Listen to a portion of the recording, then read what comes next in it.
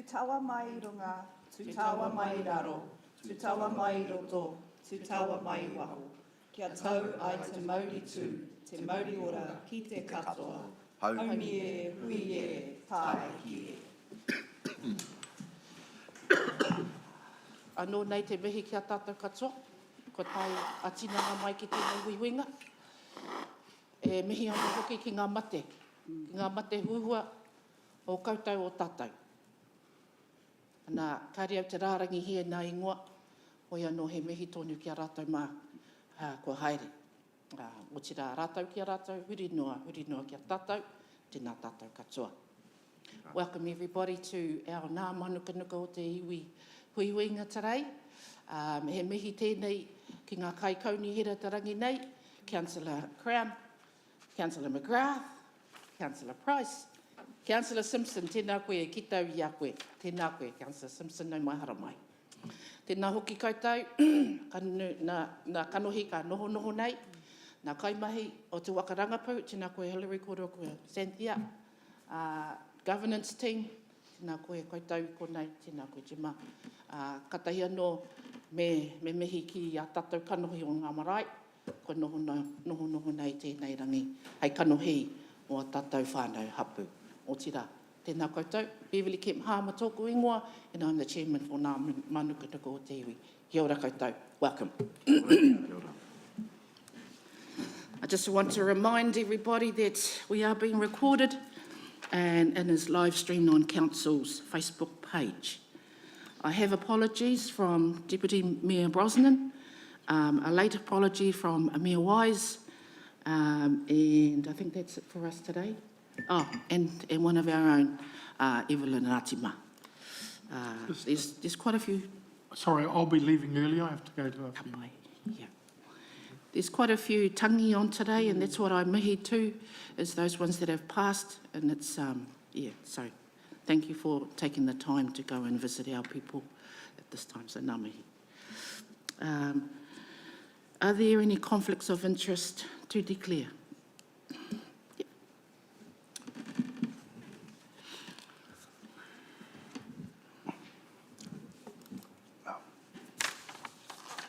Yes, I'd like to declare myself for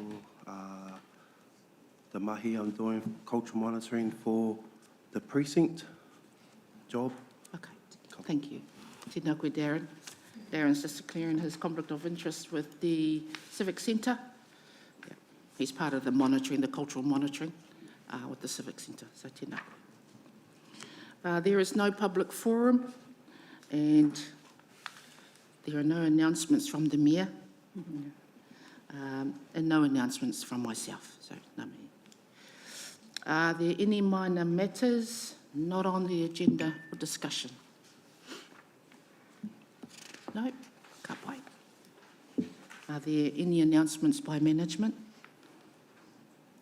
No? Tēnā koe.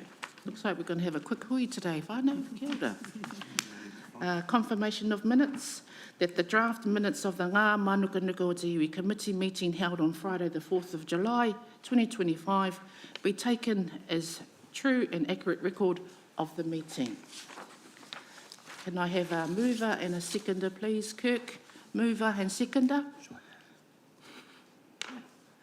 Kia ora, Shai. Against? Carried? Ka pai, tēnā koutou. Okay, we're in the open agenda.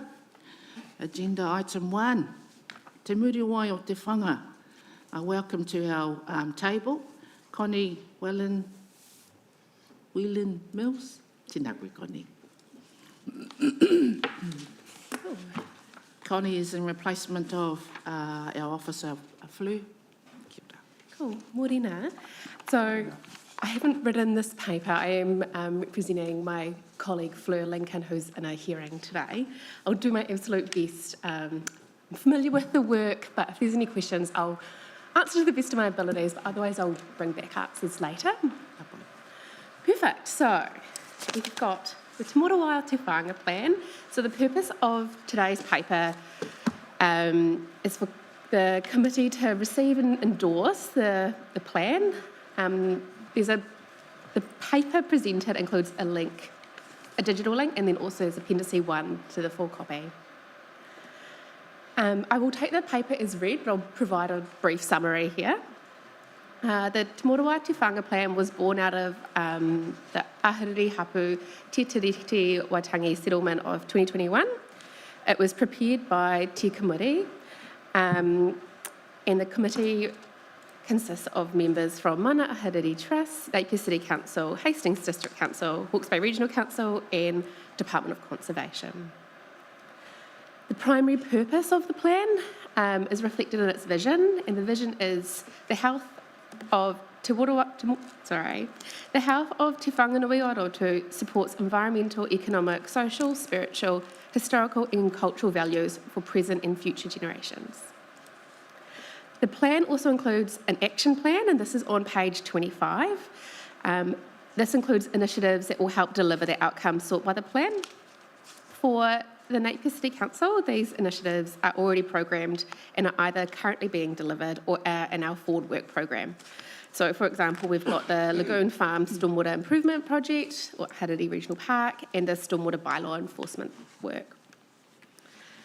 So, Council and other partners to the plan are required to have regard to the plan when assessing resource consents or preparing plans, plan changes or variations under the Resource Management Act, and also when making decisions as part of the Local Government Act. Cool. So the endorsement of the plan is a commitment to decisions that support a thriving, healthy estuary and one that sustains diverse ecosystems, enhances our community wellbeing, and provides long-lasting benefits for future generations. Kia ora. Are you open for questions? I'll do my best ability for Okay. questions. Yeah. Well, I know that Te Muriwai o Te Whanga has been working quite steadily over these years since the settlement, and thank you for standing in for Fleur. I do have a question. Cool. Part of the background summary that I'm reading down here, it says this, and I'm not sure if you were any part of the writing in this, but it doesn't, I don't believe it sits well in some of the writing in here. It says Te Muriwai Te Whanga plan was adopted by Te Committee in November 2024, that's right, and launched at Waiōheke Marae on the 14th of February 2025. The next part is, while partner organisations to the committee are not required to adopt the plan. Can you please flesh that out for our committee, please? Yeah. Unfortunately, I didn't write the paper. Could I bring it back to you? I wonder if that was an omission in the background summary. But I'll get Fleur to respond to that one. Yeah. I think it's quite important that you do. Yeah. Because if it doesn't sit right with us in the way you've written it, so please, go, because it's twice throughout the document. Okay. And I just want to mention 1.7, development of preferred option. The preferred option is to receive and endorse the Te Muriwai o Te Whanga plan, as noted above, while Council is not required to adopt the plan. So there again, both things saying the same thing. And I'm just a little bit confused. I'm not sure about my fellow representatives, but I do think we need a bit of an explanation in those just particular areas. Yeah, for why sure. they've written it that way. Yeah. I can bring that back to you. Yeah. Thank you. So the first one was the 1.2 background summary, and the second one was in 1.7, development of preferred option.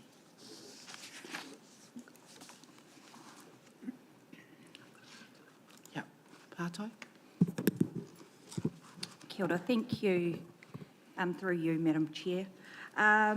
My question actually probably connects quite nicely to that, and I'm making an assumption that we will find the answer and some clarity in the terms of reference for Te Committee, which I am assuming owns the plan since they put the plan together, but that's what I'm wondering. Okay. And so my question is around, you used the word regard, so to give regard to the plan in future work programs, etc. And my question is how will that regard be identified or noted? So, you know, I guess from a logistical perspective and operationally, how will we note that we have actually regarded the plan when we are putting together our work programs? Yeah, so that one I will try my best to answer and I'll also bring back to you. The terms of give regard is quite a Resource Management Act directive. And so when informing options or decisions under any resource management based documents, whether it's a resource consent, a plan, or policy, there has to be an explanation of how is it consistent with the plan, and it has to be very well documented to then inform that policy direction. Without that document, there's no demonstration of giving regard. So it's a pretty strong tie to the Te Muruatawhanga plan. Great, I just wanted to give our committee members confidence Yeah. that, Yeah, for sure. that would be clear. Yeah, ka pai. Any more pātai around the table? Yeah. Kia ora, Mara. Kia ora. I had similar concerns exactly with what you just raised. As soon as I saw give regard to, I thought that's really wheedly. But then kind of later in the document, it talks about ensuring, I think the words were explicit, state explicit compliance with the plan, which kind of makes it a bit more action oriented, that you have to do something rather than just give regard. And later on, even under the Department of Conservation, it says they'll take into account the values. So it kind of reads a little ambiguous when you say give regard or take account of, and then later define some very explicit requirements for alignment with the plan. I guess as I read through the document, I became more heartened by the detail in the action plan, that the parties have committed to some pretty specific actions, but as we know, action plans can be changed or updated or deleted, or so I think the tightening up that commitment in the front would actually give it more strength. And lastly, I just want to acknowledge Mana Ahuriri for their clear advocacy around this for our hapu in Ahuriri, and the work, obviously lots of work and time has gone into it, not just by Mana Ahuriri but others, but certainly as a hapu member, I'm heartened by their work. My only question, that sort of comment, my only question is, if you were to think about the biggest threat to the whanga, what would it be? I'd be nervous to provide my opinions, just that I'm not as involved. I'm not on the working group of the action plan. And I'm not sure I'm the best person to provide the answer. Can I hand it to Fleur or even the floor as well? Because I think the plan has been developed. By all of them. Yeah. I just think, you know, when you read it, there's just so many things that have to be done, both for species and flora and water, and you kind of think, what's the top of that list that absolutely must be done? Is it around the water because that sustains the animals and the birds and the plants? And I'm just trying to think, if you were to prioritise your effort in restoring and protecting the whanga, where would we put that attention so that those of us in, you know, hapu-based entities, we can give it the same priority? It would just be helpful, I think. Maybe through you, Chair. I think it was back in when we first settled, when we first were part of the settlement, it was always wanting to get back to what it used to be, a thriving area where you could go and get kai. I think that was one of the major and a value for our people, to be able to go and get a kai back in Te Whanga, because that was our back and save. That was our area that everything was, you know, all our kai sources were from. So that was one of the main values that for Te Whanga. Sorry. No, I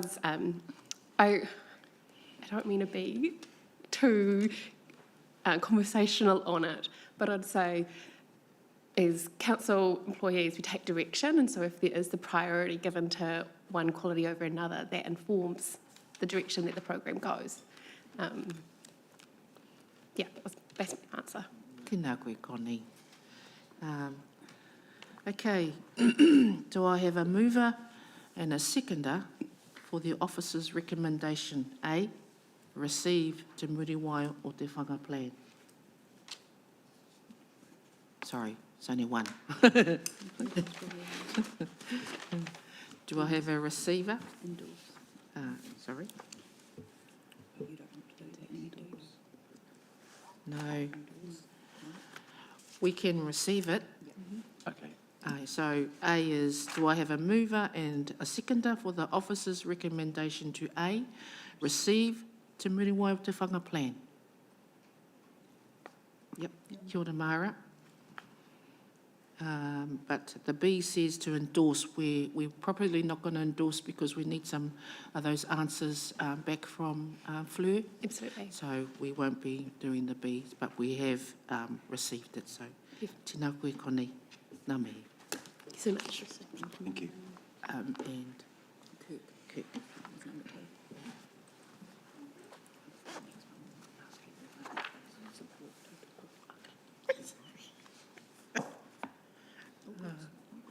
Okay, I forgot the biggest piece. There are no more speakers. I will now put the motion.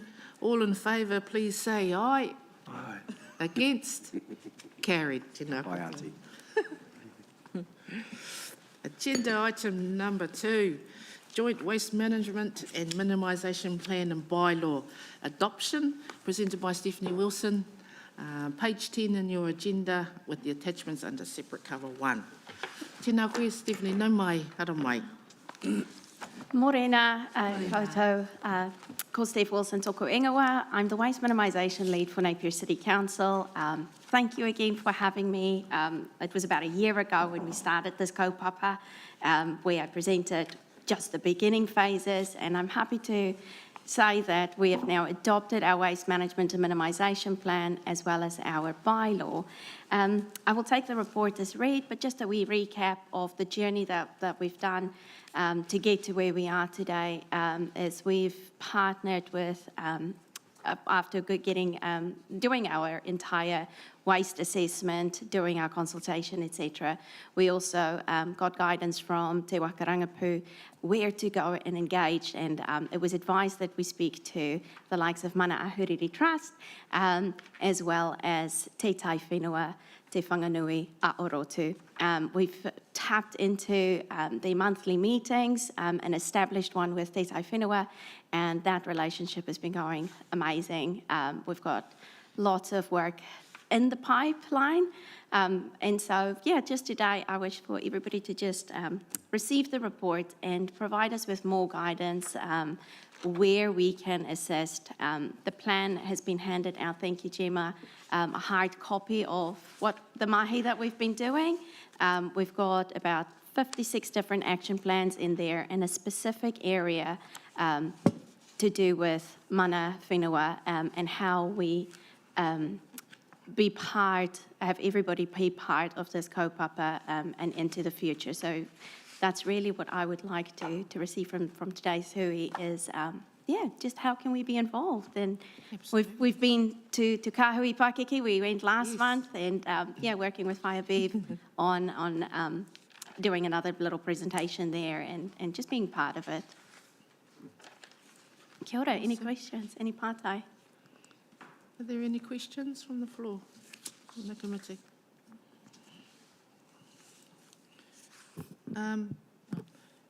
Sorry, you go. Through the chair. Kia ora. I just had a pātai, and there's some awesome mahi. But what opportunities, or if there's been any feedback to you and your team, what opportunities exist for Hapu Marae to co-lead community waste initiatives, or have you had any feedback directly around that? Yes, that's actually, thank you very much, a very good question through you, Madam Chair.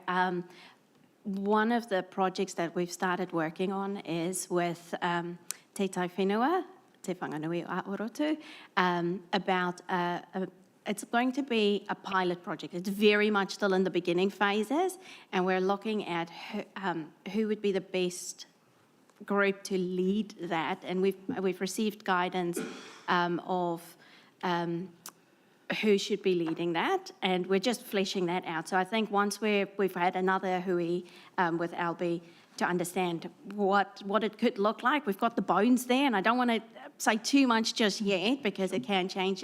But yeah, once we have an idea, what our aim is then for that to be led by Hapu, and we have a few marae involved in that. And then we'll pilot these projects. But in the meantime, what we can do is we can assist with workshops similar to what we've done with Kauri Pakiki. So again, if you've got any Māori organisations who want to be involved or have any projects in mind, when it comes to waste, we're here to help in terms of recycling bins, waste audits, sorting, composting, wānanga, anything like that. Yeah. Hopefully by the next time I come, I'll have a little bit more to say about what this pilot project looks like. Yeah. Thank you. You're such a stalwart on this, Stephanie, so nā mihi ki au koe. I do have one. You've put us in the risk category in here. Well, it's part of the template.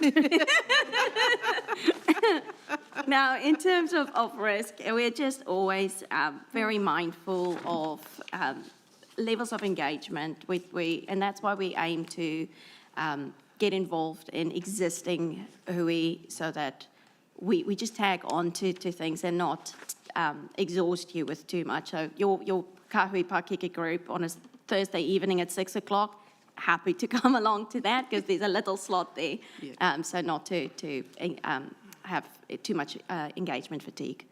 I think you can move that away from the risk. Oh, So I think you we've know, got it's part of the template, but happy to move that forward. because I think we've got a good relationship and we're on this huge subject. Yeah, I right. think and you've done really well by coming to the various mana whenua organisations. Yeah. So tēnā koe, Stephanie. So do I have a mover and a seconder for the officer's recommendation? Oh, sorry. Oh, sorry. Yeah. Through your chair. I note Maungahareru's CEO has already tabled a letter, so I won't repeat that.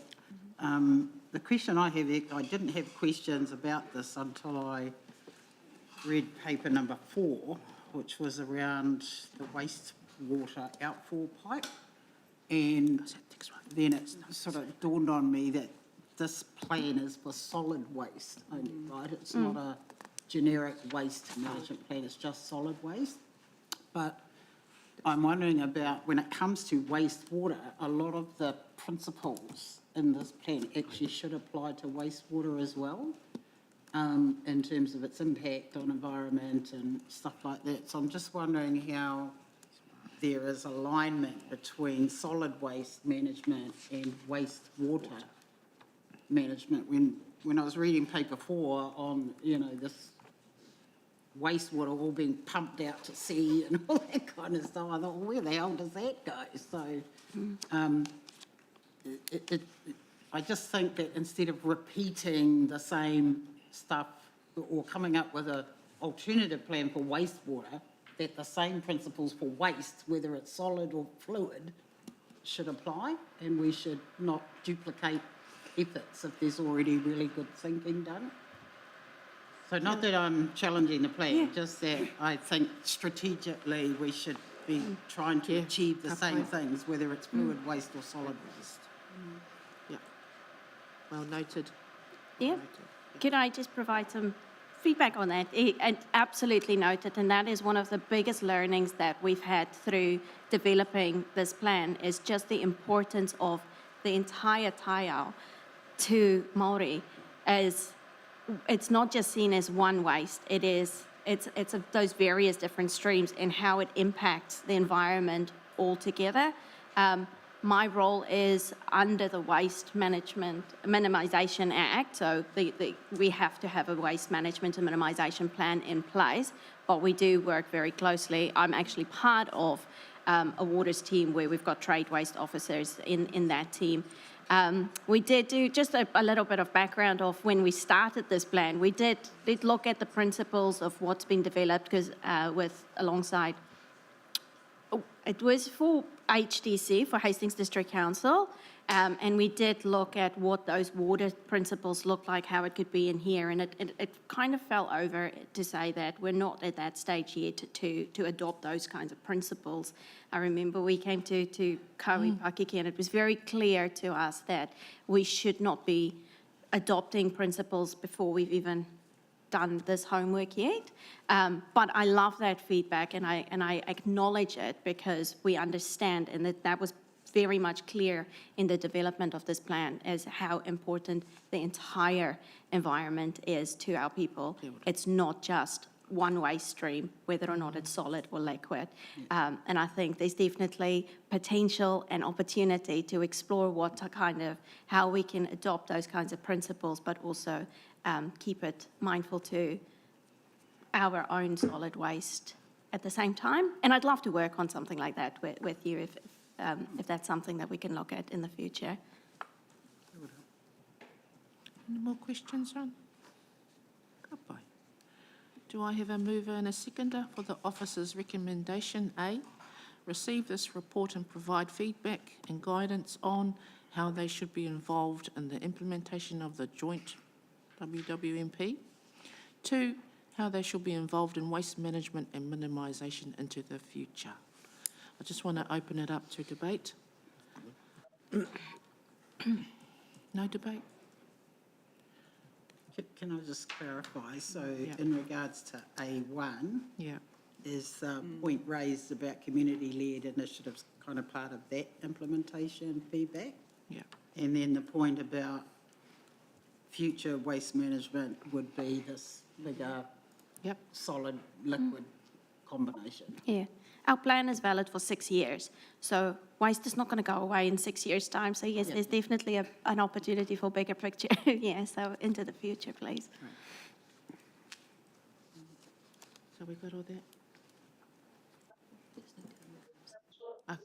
So I now need a mover and a seconder, please. Okay. Mara moves and seconder. Darren. Thank you. There being no more speakers, I will now put the motion. All in favour, please say aye. Aye. Against? Carried. Tēnā koutou. Agenda item number 3. Thank you, Steve. Thank you, Bobby. Mechanical excavation and waterways, presented by Andrew Gass and Sarah Shah. Tēnā kōrua, ara mai.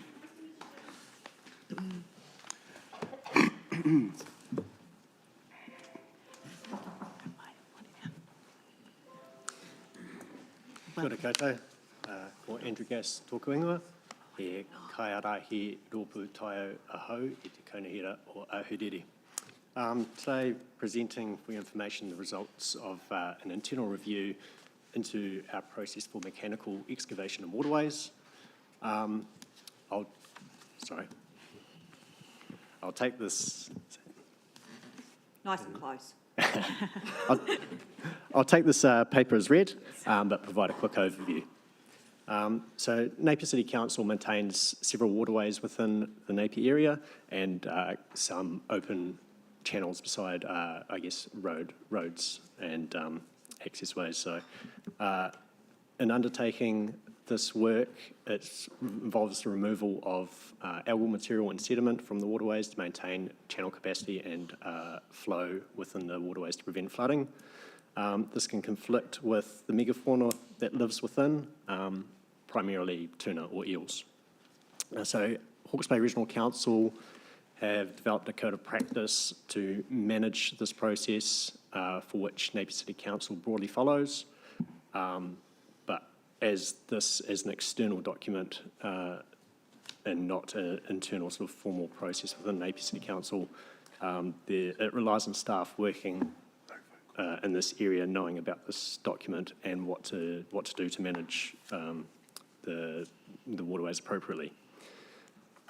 So as a result of this internal review, we recommend we implement a formal standard operating procedure with appropriate implementation and education to roll it out to our stakeholders and ensure that we undertake this work and make sure it's integrated into our systems to, ensure that proper process is followed. In developing the standard operating procedure, we need to ensure we're working with mana whenua to get appropriate input to make sure we're managing the tuna appropriately, so we're not inadvertently capturing them and damaging them. So we're proposing to work with initially Mana Ahiriri and Ngāti Kahungunu Incorporated to ensure we're incorporating best practice into managing these species. Happy to take any questions. Any questions from the committee? No, through the chair. Tēnā korua. I just had one pātai.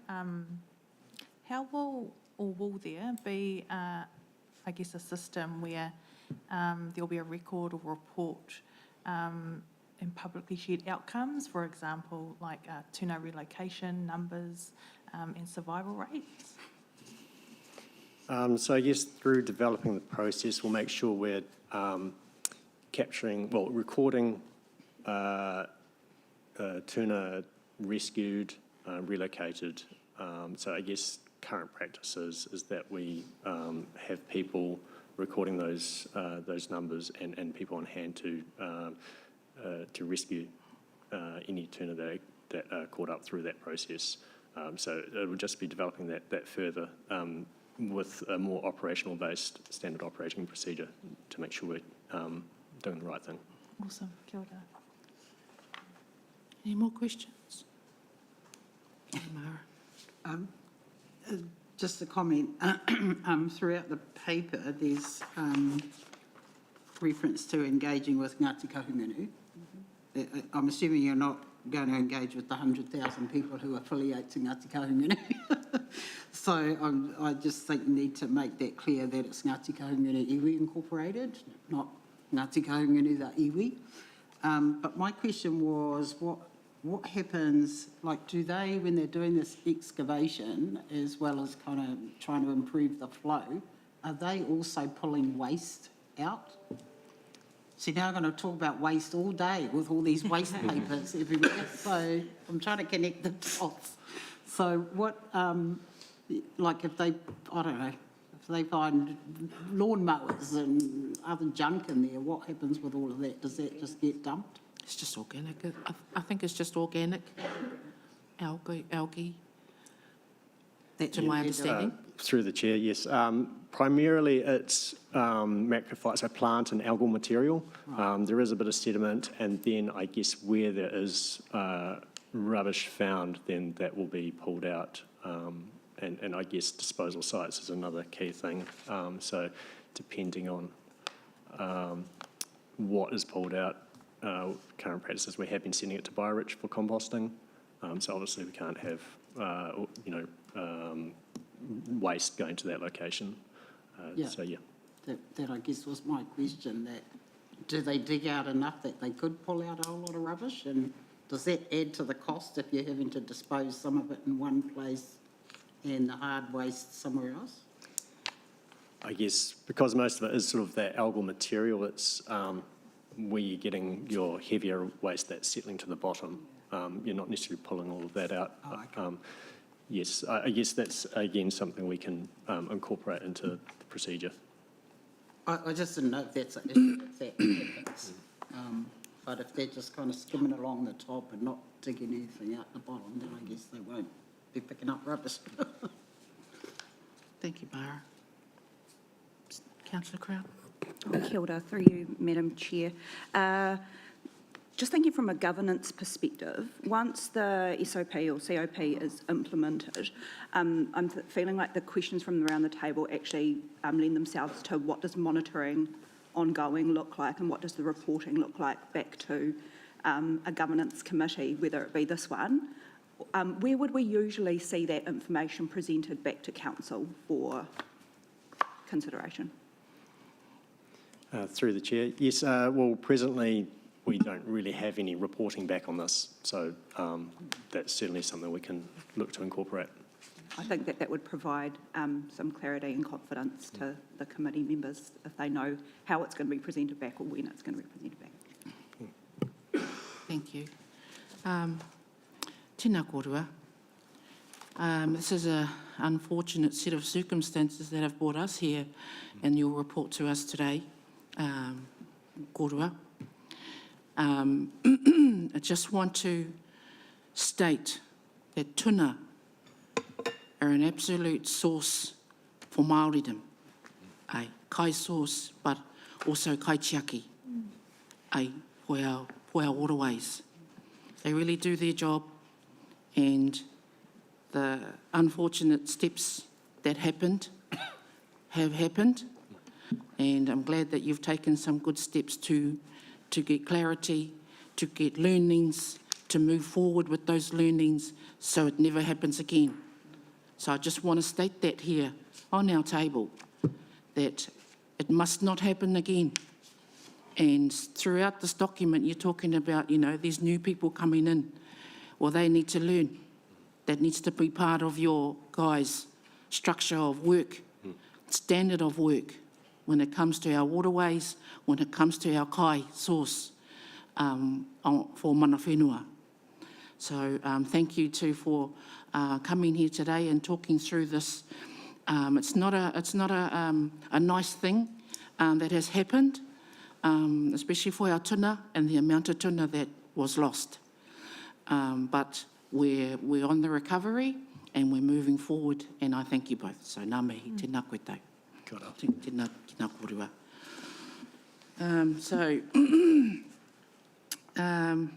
Do I have a mover and a seconder for the officer's recommendation? A, note that NCC will work with mana whenua, mana ahuriri and Ngāti Kahungunu iwi to ensure appropriate environmental considerations, primarily tuna management, are built into a formal standard operating procedure for mechanical excavation in Napier waterways. Kirk, Darren, tēnā kōrua. The matter is now up for debate. Does anyone have it? Would you like to speak to any of that, your recommendation? Your mover and shaker? Yeah, I suppose we'll just, I suppose it's just a little bit more mahi to do before we can, and a little bit more clarity for ourselves, just so we can move forward with it. But yeah, no, thank you for your guys' work. It's not gone unseen. Ka pai. Tēnā kōrua. So all those in favour, please say aye. Aye. Against? Carried. Tēnā. Kia ora.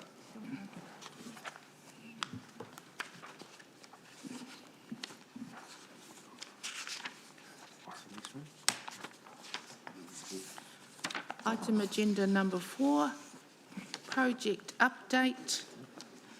Awatoto wastewater outfall pipe replacement. Presented by Stephen Morati. Tēnā. Nara mai, Stephen. And tēnā koe, Gareth. Nara mai.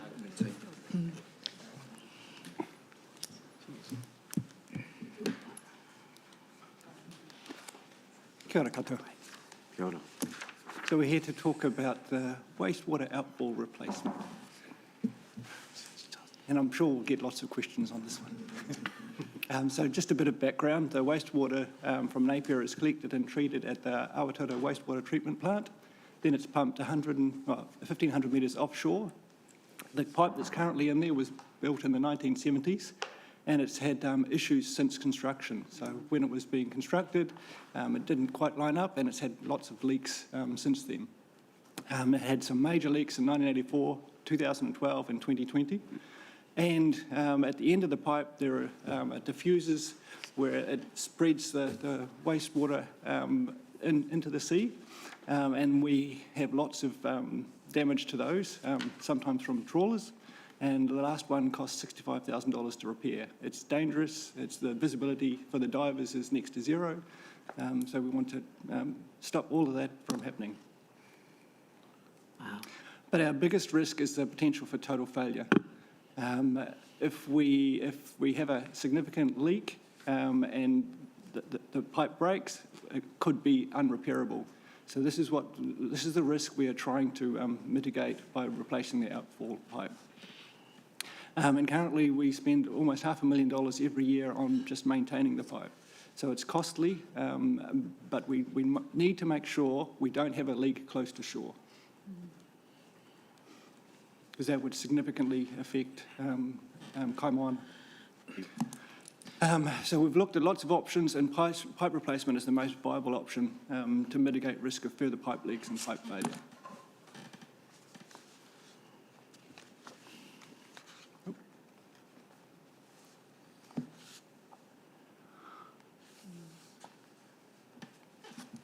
Right, but we've also looked at could we discharge to land?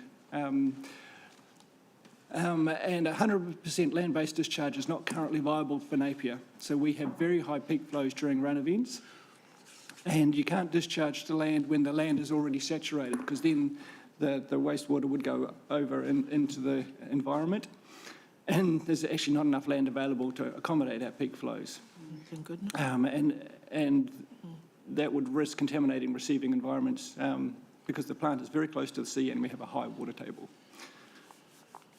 But we are investigating a combined system to minimise discharge to sea. There are lots of options available, but right now we need to mitigate the risk of a pipe failure.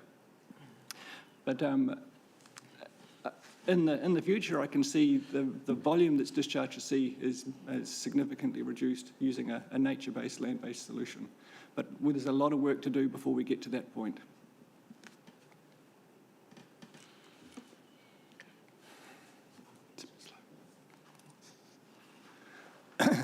So we're currently in the process of procuring a design and build contractor with a very experienced contractor.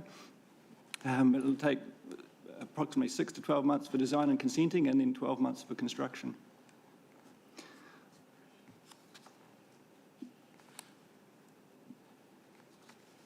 I think the battery's going flat.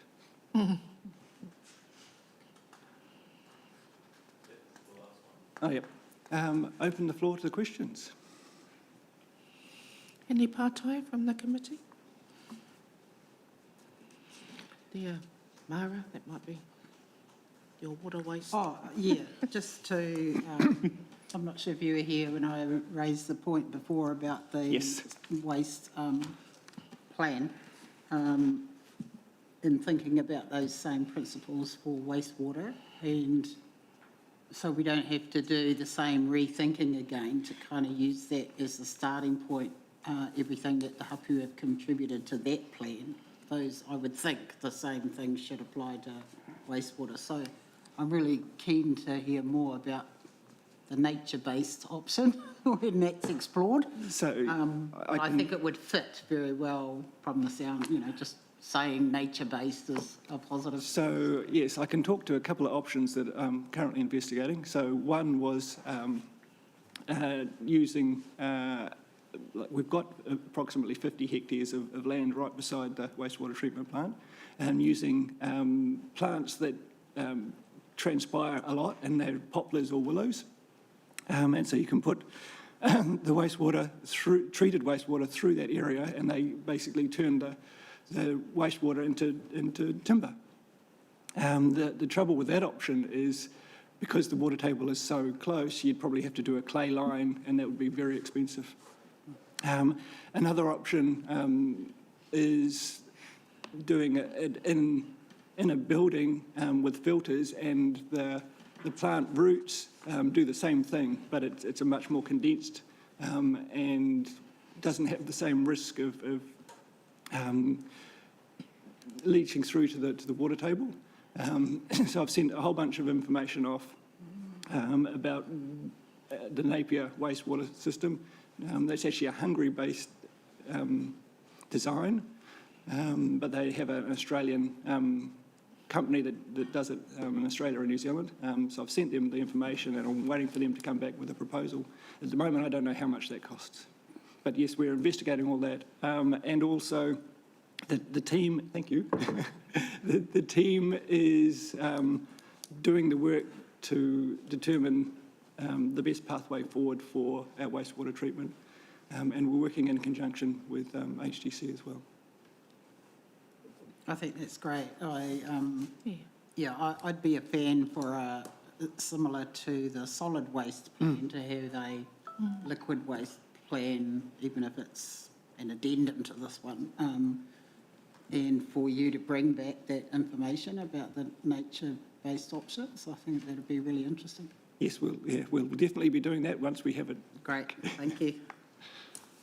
Tēnā kōrua. I'm keen, Gareth, for your kōrero on this, please, on behalf of Mana Huriri Trust. Ai, kia ora, whaipev. Yeah, so this possibly was maybe my second meeting, I think, of our regular meetings that we have with the environmental team. When I first came into the role at Mana Huriri Trust, and I was like, oh wow. I'd seen not long before that the cultural monitoring results from Pānia. It was also around the time that we had some divers, had collected a beautiful load of the most amazing, and they were delicious, kuku from Pānia. Because we had the iwi chairs for them here, and I was like, oh, where? No, they're all good if you cook them, sweet as. So we cooked up all these mussels, and I'm thinking, if there's ever a better test of this, then this is going to be crazy. Everyone was sweet as, they were beautiful to eat. However, the whānau have to cook the kai off Pānia, or else it's very likely that they're going to have a stomach bug following eating kai off Pānia. So when this kōrero came up and Steve presented this about the wastewater outfall pipe being replaced and the investment of 25 million, a large investment required in order to do so, he went through with all the kōrero around the issues with the pipe in its current state, the issues with this, and I just listened away and didn't say anything in that meeting, but I went away afterwards and I grabbed Paris straight after the meeting. I said, Paris, if we take a supportive stance of this pipe replacement, then I've got to leave now.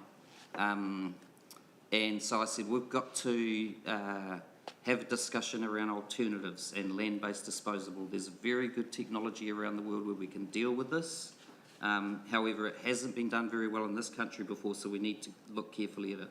So at the next meeting I proposed that, and Steve got tasked to go away and come back, and he had a look at the examples around this country. Following meeting, he comes back, I've had a look, reality is it doesn't work. And that's based on the failures of the way that systems have been set up in Rotorua and other places around this country. So I said to him, that's not acceptable. I'd like you to come and sit down for an actual meeting so we can discuss what these alternatives are and I can get it into your head what I'm talking about. Steve was awesome. He came in, presented his whanaungatanga to Ngā Te Kaununuiwi to his whānau and how he's also married into the whānau like me. And Whaia Evelyn had turned up that morning randomly to ask me about climate change of all things. This is, well, we'll park climate change for the moment, but this is totally relevant. Can you come into this hui with us if you've got a spare hour? And she did, and it was great because she was involved with the process of the redesign of the treatment plant and a lot of the mātauranga Māori influence that you can see in some of that design. So she came into the hui. Steve was really open-minded. We had a good kōrero. And then a few days later, I get this random phone call when I was out walking around somewhere, and I had this engineer super excited about, hey, I've had a look and we can do this. So the reason I'm sitting here today to support this kōrero around the replacement of something that I do not agree with, and it's bogus infrastructure, it's none of our fault, it was all set up long ago in a stupid way. We need to fix it, but we need to work it sort of carefully over time because it's at the bottom of the very bottom of the catchment, so we need to figure out a way that we can safely deal with this. And Steve's doing some awesome work in that space and developing that business plan, so I'm here to tautoko. Yeah, doing all the right things in the right spaces there. So, ka pai. Thank you. Hopefully Tēnā we get a kōrua. good result. Thank you, Gareth, for your kōrero. Tēnā kōrua. So, Hua Pātai. Kia ora. Through you, Whaia Bev. My pātai is just for clarification purposes. So in the replacement, or in the case for the replacement of the pipe, are we saying that we are also investigating and looking at implementation of different treatment methods that we don't currently use. Not part of the replacement, so they're two separate things. So we need to replace the you. pipe now, Yeah. but we also need to do the work to minimise what goes to the city. Absolutely agree. I just think, just for clarification, it's, I guess it's the way that we do things around here, right? We sort of silo things off from each other, but as Mara's mentioned today, you know, there are all these things that intersect with each other and that potentially will impact each other. So yeah, I just wanted to make it clear that we're not actually discussing treatment as such through this. It is the replacement of the pipe, but it will lead into and feed into those other conversations. Yeah, there is lots of work to do on our treatment process. Yeah, cool, thank you. One of my questions is, how long will it take to replace the pipe? The contractor, one of the contractors thinks they can do it in 12 months, but it'll take 6 to 12 months for the design and consenting process. So in less than 2 years, we could have a new pipe. Less than 2 years? Well, that's doable. However, that will need agreement with the council because that would change the budget because the money we have for this is in further out years. Okay. Are they coming next? No. Ka pai, tēnā kōrua. Are there any more questions from the table? Okay. So do I have a mover and seconder for the officer's recommendation? A, receive the project update for the Awatoto wastewater outfall pipe replacement project. Kirk. Maureen. Tēnā kōrua. And do either of you have any kōrero? Oh, no, but I'd like to look into the alternatives as well, because we can't keep going and bring sewage out into the bay. Nice. Okay. There being no more speakers, I will now put the motion. All those in favour, please say aye. Against? Carried. Tēnā kōrua. Thank you. And we have a couple more papers to present as well. Oh, that's right. Okay. Just got to find my space. There it is. All So right. the next one we're talking about is the rising and falling mains, so the pipes leading up to and from reservoirs. So we have two major reservoirs, the Mataroho and the Taradale rising falling mains. And the paper following this is an update on the Mataroho Reservoir project. So why do we need to do this? We need safe water for all our customers. We need the water to be clean. We need water to be distributed at sufficient pressure. And we need to make sure that with any shocks to the system, that the system is resilient. So like I said, we have a number of projects on the go. So we have the Mataroho Reservoir, the rising falling mains leading up to and down from the Mataroho Reservoir, Taradale and Awatoto bore fields, and the Taradale rising falling mains. So there's a significant amount of work that we're currently progressing through to make sure that we have clean drinking water now and into the future. So the rising falling mains for Mataroho will tie into the current main on Douglas McLean Avenue, and the current pathway is around Douglas McLean, up through George's Drive, across Thackeray Street and up Chaucer Road to the reservoir. A lot of optioneering was done to make sure that, to pick the best route. And Route 1, the green route, which goes up Chaucer Road, was selected due to the lowest risks.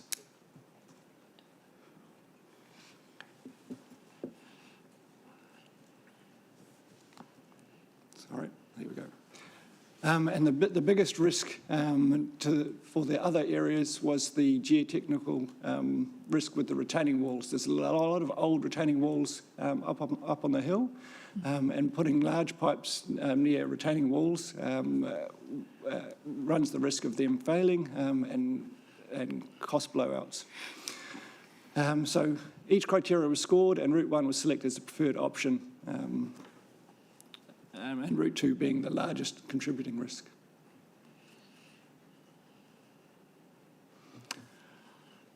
And then the route selection for the main south of Thackeray Street, the blue area was selected, also due to the lowest risks. And most of this was due to lower community impact and ease of constructability, mainly avoiding the Kennedy Road culvert crossing. So the lowest impact on community and traffic. And we're also building a new culvert on Herrick Street, and we'll cross over with that new culvert.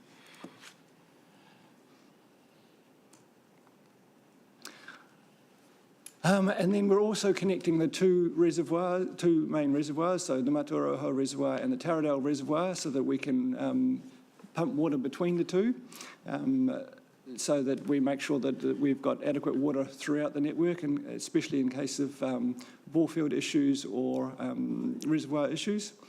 And the only viable option was going down Main Street. That is a very small street, very historical street, but as you can see where we're connecting into the network, just down near Probenson Drive, it was the only real viable option.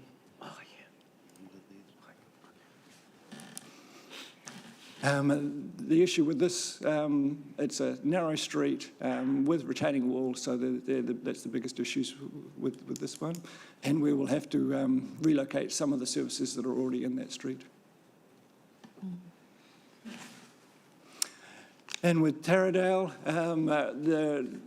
the rising mains will go from the Borefield and Guppy Road all the way up Guppy Road, and then through to the reservoirs in Tiranui Drive. We've had an update since this slide. The Knightsbridge crossing was the biggest risk to installation, and we have found an alternative route that avoids that crossing. That's a very narrow bridge with not a lot of room to put the pipe, and we're having to look to go underneath the creek. So we've avoided that now with the new one.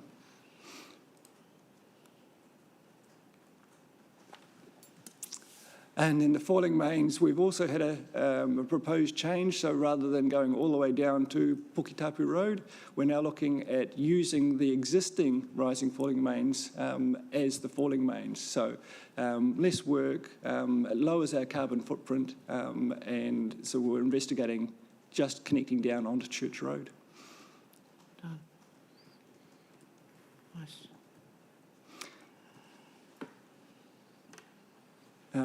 There's a big stormwater pipe on Tiranui Drive. That's probably the biggest risk on that route. And I think that might be it. I'm open for questions. Any questions? Tēnā kōrua. Any questions? Yeah, kia ora matua. I think, the mahi you're putting in is awesome mahi. And I think there are a lot of people that do want fresh water. You know, the amount of people that do moan and groan about not having fresh water, and they deserve to have fresh water. So I just want to commend you on your mahi. Thank you. Yep. Councillor Crown. Kia ora, through you, Madam Chair. I note in the governance structure visual that there is space allocated for mana whenua representation in that structure. How will they be chosen or allocated? What is the process for that? Are we talking the same? Oh, am I crazily into something else? No. Oh. Matauraho Reservoir project up? Yeah, that's coming up next. Oh, sorry. Save it for then. So does it not relate to these projects as well? Is it only to the reservoir? We see the reservoir as having a much more significant impact, and and because it's a very historical site, we definitely need a lot more governance on that one. So that's where the focus has been. Okay, thank you. Aroha mai. Kia ora, Shai. Oi pātai through the chair. I guess this pātai comes from a lens that why is not just infrastructure, but it's a taonga tuku iho. So my question is, how do these mains connect to broader strategies to protect aquifers, wai Māori, from over-extraction and climate pressures? So this is separate to that question. This is simply getting the water to the reservoirs. There's a whole another parcel of work that is working on that, and it's working with Hawke's Bay Regional and Hastings District Council because we are over-allocated, but we're also doing work on the water minimisation strategy. So there's a lot of work making sure that there's still water available for everybody. Ka pai. Again, I ask Mana Ahuriri Gareth for your input in here. Aye, yeah, we've been, as per the previous kōrero, but from a different light with a much more positive aspect on the provision of a solid supply, I suppose, of wai Māori for our whānau and for our community to ensure everyone's well-being. We've been right behind this. We've had one issue that's kind of popped up along the way. It's not really an issue at this stage, but I think there's still some design aspects coming that we'll have to have further discussions with our whānau around. And that's the potential for some of where certain sites are located to support pumping the water throughout the system in order to make it all work. So one of those sites happens to be the Thackeray Street Reserve, as it's recorded on the maps here, formerly Pukemukemuke. So how that looks, what that looks like, the initial question from Steve was, please let me know if this is a no, and then we'll look at an alternative. Otherwise, if it's a maybe, how would you like it to look? And so that's kind of, we're still waiting from there. And we said, well, this could be awesome, thinking of Waiaroha and the likes over in Hastings, and you could recreate a wonderful feature to represent Pukemukemuke with this type of project if it's done well. Yeah, doesn't need to be a desecratory type thinking or anything. It could be a beautiful thing. Tēnā koe, Gareth. Tēnā kōrua. Thank you. Are there any more questions? Ka pai. Do I have a mover and a seconder for the officer's recommendation? A, receive the update for the Mataruaho and Taurau Rising and Falling Mains project. Kirk. Darren. Tēnā kōrua. Would you like to have a kōrero? Either of you? No, just thank you for the kōrero.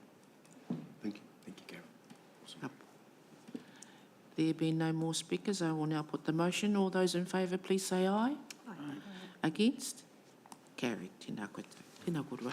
Okay, next one.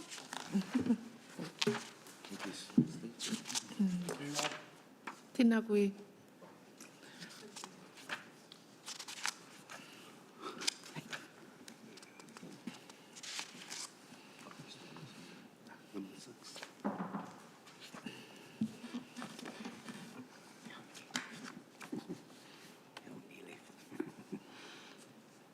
Do you want to click? Okay, if you want to start from the start, thank you.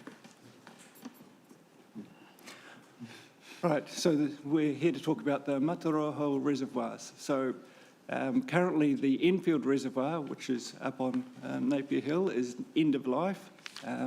It has some structural issues, and a review of the required storage indicates that we need 18 million litres of water storage up in Mataruaho. We have had a lot of work done on the site, and there are some geotechnical issues with the site, so we need to put a lot of piles on the ground to make sure the hill is stable in case of a large earthquake. That significantly increased the cost of the reservoirs, so we went back to the designers and said, how can we do this within our budget? And they've come up with an alternative design where the piles secure the site rather than each reservoir. Next, please. Our major risk is the failure of the infield reservoir. So it's near the end of life, and we've done some modelling, and we would struggle to provide enough clean water to everybody in less than 48 hours if that reservoir was to fail. So we need to put some more storage in place so that we can remove the infield reservoir from service. Next, please. So there was a lot of option analysis done on where to put the reservoirs, and the Mataroho old hospital site was deemed the best. And then we've done some option analysis on how the tanks are best done. And 2 above ground tanks was the preferred option. It is the lowest cost, and it's much easier to maintain. However, given that they are 10 metres high, the visual impact has been assessed as more than minor, which does create a consenting risk. We looked at 2 partially buried tanks. That lowers the visual impact, but it makes it a little bit harder to maintain, but also increases the cost such that it exceeds our current budget. And then building all 3 tanks has a significant, well, more cost than we have budget for, but also is not required right now. So the 3rd tank will most likely be required in a couple of decades or more. So we'll do the 3rd tank when the growth of Napier says that we need some more storage. So our project risks are the construction exceeding our current budget. So our current budget is just under $46 million. We've done significant cost analysis, and the cost currently is expected to be between 43 million and 56 million. Anticipated to be closer to the 43 than the 56. Resource consent delays are a risk because the visual impact has been assessed as more than minor, so that could create some opposition from stakeholders.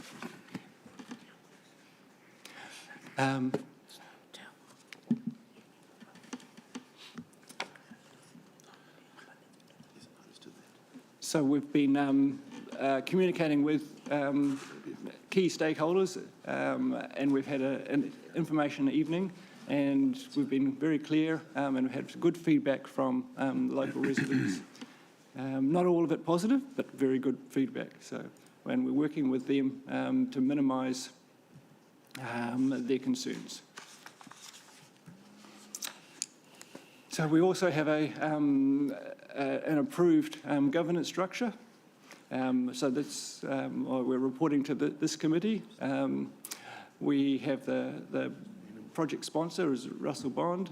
I'm sorry, this is a little bit out of date because Paris Greening is the Mana Aurere representative, and he's also on the design steering committee. And our first meeting is on Monday. Oh.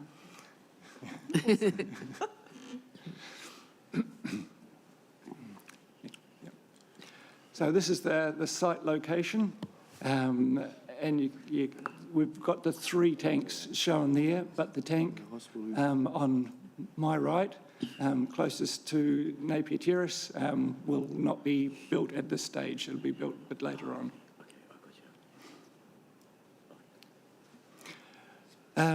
So this is the view from the Kmart car park and Probenson Drive. Next. And this is what it would look like with the tanks in place. So that's with the 10-metre high tanks. And this is worst case scenario. It will not look like this because we will have landscaping, we'll have designs on the tank. This is the blank canvas worst case. Some of the feedback from the information evening was, that looks horrible, what can you do about it? And there's a lot we can do about it, which is why we're having the design and landscaping design steering committee. This is Thompson Road, without the reservoirs, and with the reservoirs. Next. Lawrence Road, we actually had one of the Lawrence Road residents very concerned. She said that, next one please, the view here doesn't look too bad, but from her backyard, her back deck where she sits and has a nice gin on a Saturday evening would be quite distressing. So I went and took some photos from her deck, and we'll get the visual impact from her back deck, but we'll go back to her when we have some options on design. So that, yeah, she said even planting would be good, and I said agreed, and there will be planting. So this is at 8 metres, and then the next one is 10 metres. So yeah, even more impact. Oh, Okay, next. And this is Napier Terrace. Next please. And this is with the area slopes up, so the one closest to Napier Terrace won't be built just yet, but in 20, 30 years, that would be the worst case scenario. But I'm anticipating that the plantings around the other ones and around this area will significantly reduce the impact of this. And Havelock Road at 8 metres and then at 10 metres.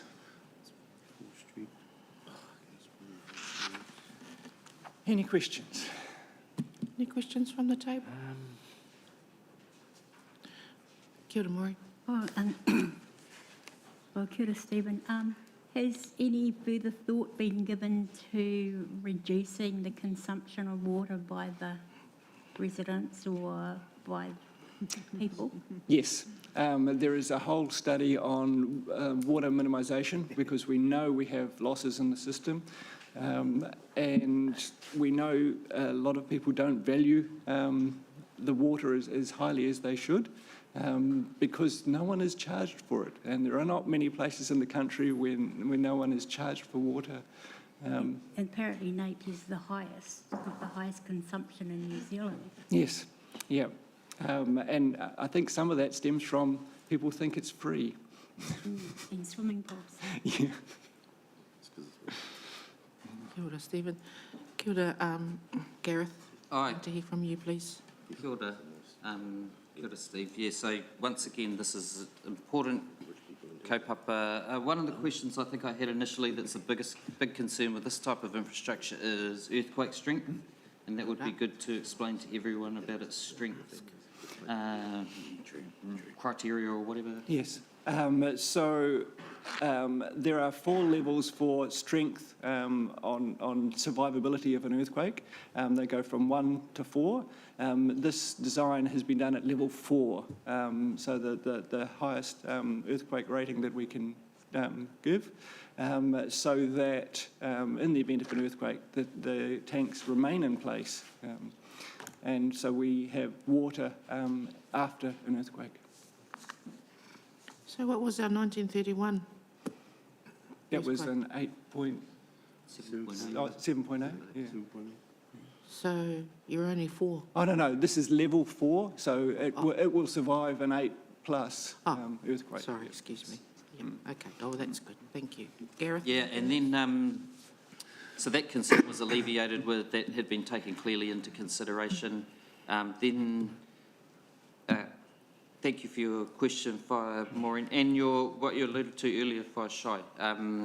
There's over-allocation of the Heretaunga Plains Aquifer. It's extremely over-allocated, and it's the people that are impacted most are the people of Mōtio, Timikara or Mahu, Wharerangi, all of these places that when you look at the hydrological maps that they're finding, in summertime, all the puna dry up. The only reason they dry up is because of that over-allocation. This water supply is really critical to ensure the water needs of 60,000 people in Napier. And I think we at Manahiriri Trust, we treat this as a different kettle of fish to the 1,500 plus bores that the Regional Council have consented outside of the Napier City area that are causing that massive over-allocation impact. Each one of those bores making a profit for individual companies. So that's kind of a bigger issue for us, that these are really important for human health. But Napier has a usage of 600 litres per person per day. That's extreme.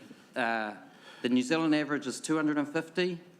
The World Health Organization recommendations is that 30 litres is required. So we use 20 times the average, or what's actually required in our water use. We're excessive as individuals, and exactly what you say, I think you're right. There's a bit of infrastructure problem, pipes breaking, things like that, but I don't think that's as big a problem as the issues caused by the likes of Mitre 10 providing $100 swimming pools, where it's cheaper to empty your swimming pool and refill it every 3 days than it is to get chlorine and stuff like that and put it in and manage it properly as a swimming pool. So we've got a whole load of like thousands and thousands in our city happening at the moment of unconsented swimming pools that these guys can't keep a handle on, and I think that's a really important issue that should be looked at in the use of water in Napier City. Kia ora. Tēnā. Oh, and last point on the reservoirs, the design, and one of the aspects that was talked about was the visual impact, and like Darren's going to jump out the back at his place at Teredo and he'll be able to see these reservoirs from there. If we're up on Otatara, you know, Hikurangi Pa, imagine the view, how it's going to stand out from there. So reservoirs can be absolutely ugly or they can be absolutely awesome, and I pulled up a picture of Mr G's picture on the one at Mowau. It can be beautiful. We can have our tupuna looking out over us. We can have some wonderful designs happen. So I've chucked that all in Paris's head as much as possible, and I think might be others coming into that team to support how that design looks too. So kia ora. Tēnā kōrua, nā mihi kia kōrua. Where am I going? Yeah. Do I have a mover and a seconder for the officer's recommendation A, receive the project update for the Mataruaho Reservoir?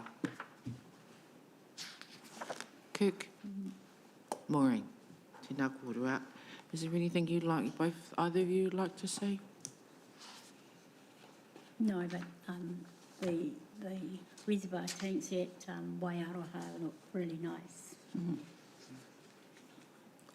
Yeah, I think just as long as we can get some clean water, I think we'll hear less moaning from some of the people, which is fair enough though. So thank you guys so much.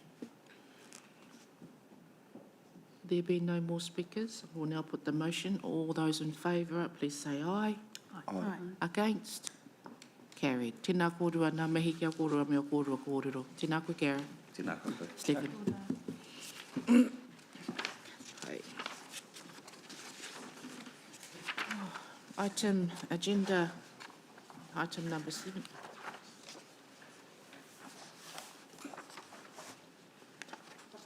Okay.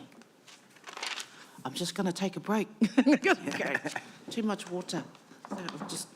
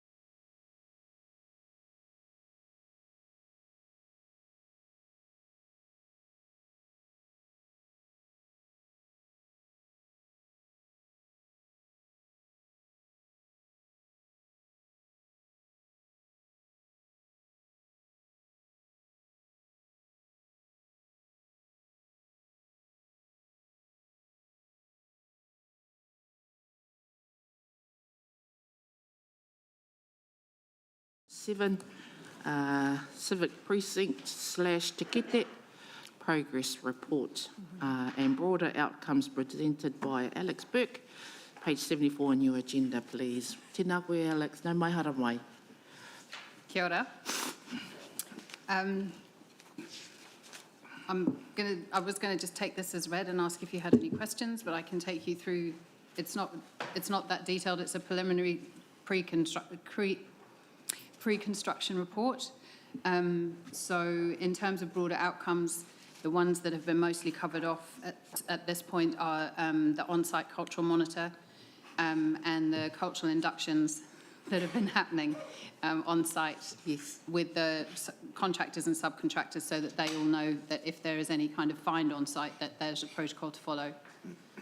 The broader outcomes also will cover off, hopefully in the next report, we should be able to discuss the setup for waste diversion on the site. And they're also, I think they do actually cover off in here that one of the conditions, that one of the recommendations in this report is to work with Māori and Pacifica. And so the on-site setup of their offices, they've used on the Māori and Pacifica trades for things like painting and plumbing and getting themselves set up on site so that they can work there also. And those kind of, that kind of action will continue when it comes to the subcontractors later on. They will be pushing for them to work with Māori and Pacifica and to create apprenticeships and things like that. Nice. And as well, they will be working with our Napier City Council's Environmental Solutions team with regards to their environmental management plan, which will help support things like dust getting into the atmosphere, debris and detritus getting down into the stormwater system, which then obviously goes out to the estuary. So they'll be working with our environmental solutions team to mitigate those kind of incidents. Awesome. That's pretty much all I have. So, ka pai, Alex. Thank you very much. Any questions from the floor? Kia ora. Kia ora, through the chair. Thank you for this update. I just had a pātai, and you did mention it just briefly before, but I just wanted to ask, was there any like commitments embedded in the contractors' commitments to apprenticeships or cadetships? Yes. I can't remember the exact number offhand, but I believe it's somewhere between 5 and 10. Thank you. I can, if you'd like, I can confirm that and come back to the committee with it. I'm sure I can let That would be really let good, Gemma know, Alex, and then thank you. she can advise you all. Yeah. Yep. Okay. I think for us as an opportunity for mana whenua to be involved in those contracts. Yeah. What I like about this project, Alex, is that it's a feel-good project because it's the partnership happening here with mana whenua. We've been a part of it right from the get-go, back in the early days, and it's lovely to see it to come to fruition, and and having input from our kahui pakeke has been quite significant as well. So ngā mihi ki te tīma to you all. Thank you. So ka pai. Are there any other questions? Oh, ka pai. Ooh, Alex, ka pai you. Do I have a mover and a seconder for the officer's recommendation? A, receive Civic Precinct Progress Report. Thank you, Myra. Is there any debate? And Maureen. Second and Maureen. There be no more speakers. I will now put the motion. All those in favour, please say aye. Aye. Against? Carried. Tēnā koe, Alex. Kia ora. Kia ora. Okay. Multicultural. I'm just going to push to my page. Okay. One more. Agenda item number 8, Napier Multicultural Strategy, Progress Update, presented by Rebecca and Margot. Ka pai. Tanya? Tanya. Sorry. Sorry, Tanya. Margot's slacking off at the back.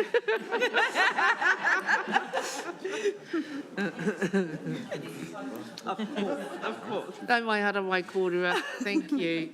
Kia ora koutou, ko Beck Peterson, tōko ingoa, he Senior Policy Advisor mō te Kaunihira o Ahuriri. Kia ora koutou, ko Tanya Jen, tōko ingoa. I'm working alongside Beck as a consultant. So thank you for the opportunity to present our paper today. Today we're providing the committee an update on the Napier Multicultural Strategy.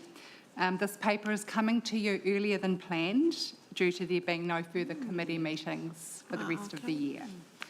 So the purpose of the paper is to provide a summary of the development of the draft strategy, to inform you and hear your feedback. Our previous update to the committee was November 2024, when we had just begun stakeholder engagement, which we'll speak more about today.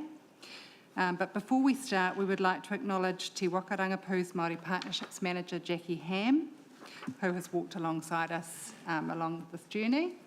Evelyn Ratima, Memory and Maya Koko from Te Mikara Marae, and more recently Emma Uriaro, who has been actively supporting, or all of them have been actively supporting this kaupapa along our journey. We've provided a background document with our paper today. This outlines the process that we've undertaken to get to where we are today. I'm used to having control. There you go. Great.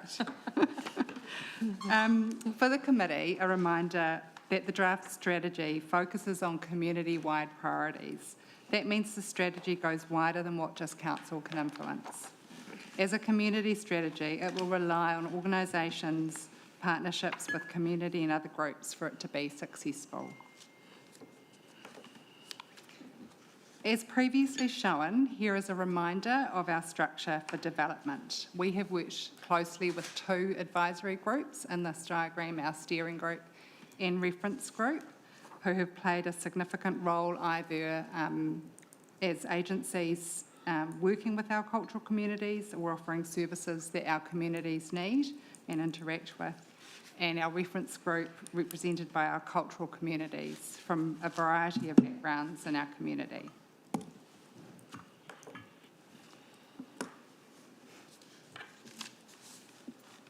Should I just take this one?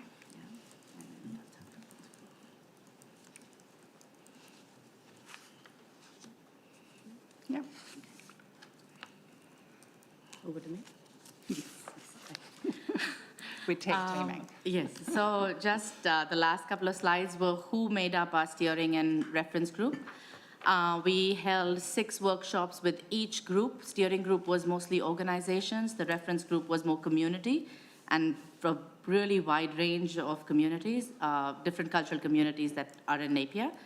After we did the workshops with them and got a sense of priorities, challenges, and so on, had a bit of a straw man, we went out and did wider stakeholder engagement. So we created an extensive stakeholder database.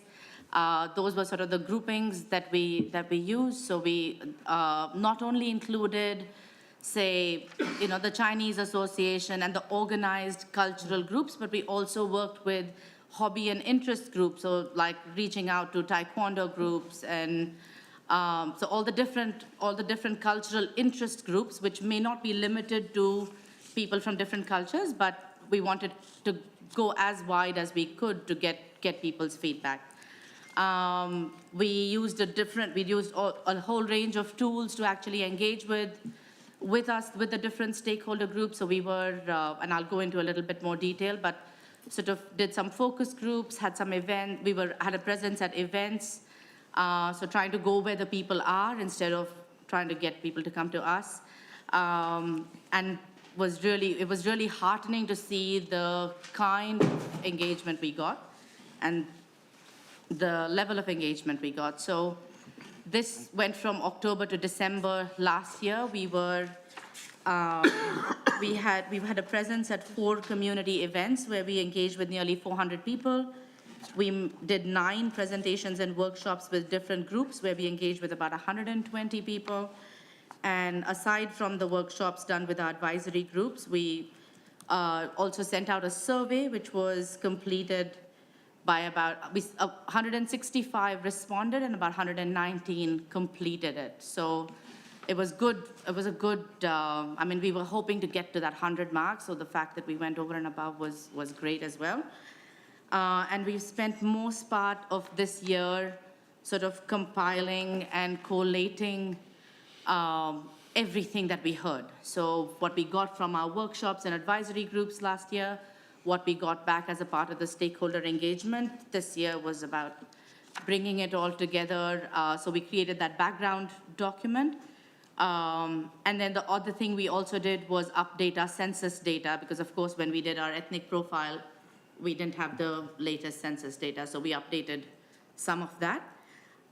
So just going into what we heard, so this is just a little snapshot. We asked people about challenges. The words that are bigger in the word cloud are the words that came up more often. So isolation, connection, support, there was a lot of many responses that were about awareness, knowing where to go for reliable information, because I guess there's sort of a lot of misinformation, disinformation out there, so sort of that was something that came up. Alienation, health, language support was another big one that sort of we heard about. So yeah, there was a lot of different things. Another big ones was food options. We said, if Napier was the best city, best multicultural city, what would it look like, feel like, be like? And one of the things that lots of, especially young people, I think, said was, we'd have more food options. So that was that was interesting. We also had a lot of, so this word cloud is about future state. So again, we asked people, imagine Napier to be the best multicultural city, what would that be like for you? And those are some of the words we've captured in that word cloud: safe, welcoming, people feel represented, celebrations, having more awareness around and learning about different cultures was something especially we heard from young people. That was really interesting.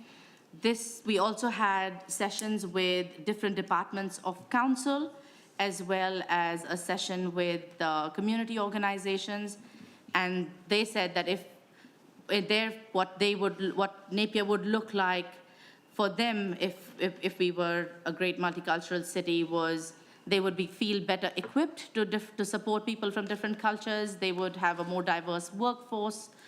There'd be more welcoming spaces, and so there's sort of a word cloud around that. The survey was interesting. We had most of the people who, out of 119 people who completed the survey, 43% have lived in Napier for more than 11 years. So we got a great percentage of people who have made this home and who've been here for over 10 years, which was really good. 85% of our respondents were between 25 and 64.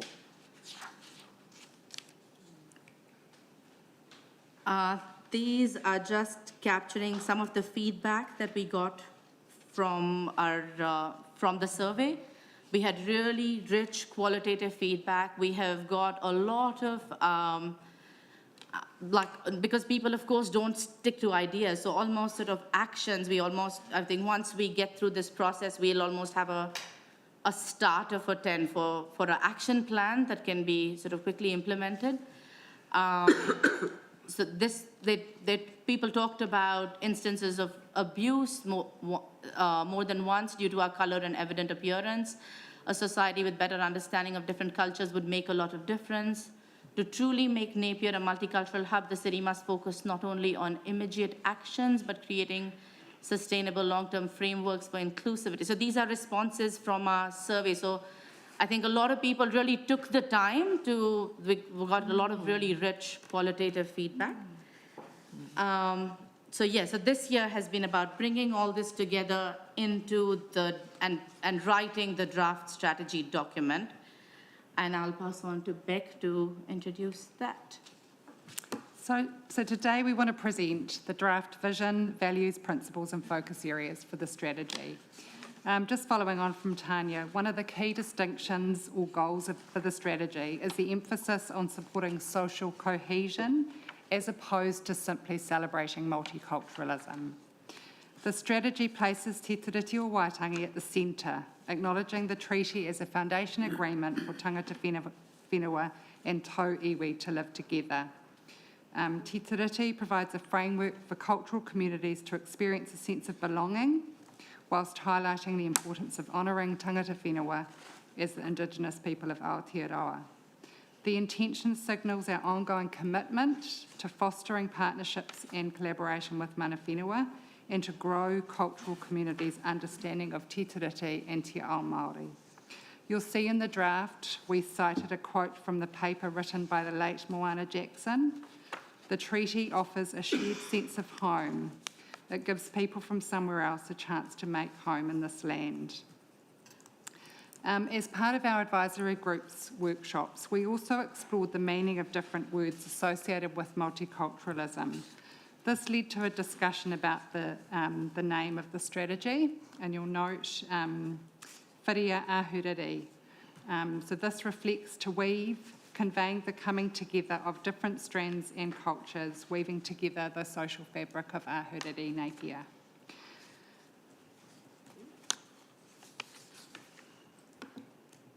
So the strategy's vision is Together We Thrive. Napier is a city where people from all cultures can belong and thrive.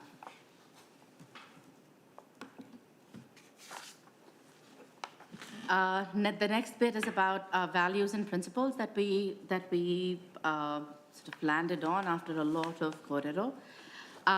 We see the values that came, I mean, there are the sort of 4 core values, which is manakitanga, whanaungatanga, kotahitanga, and mana tangata.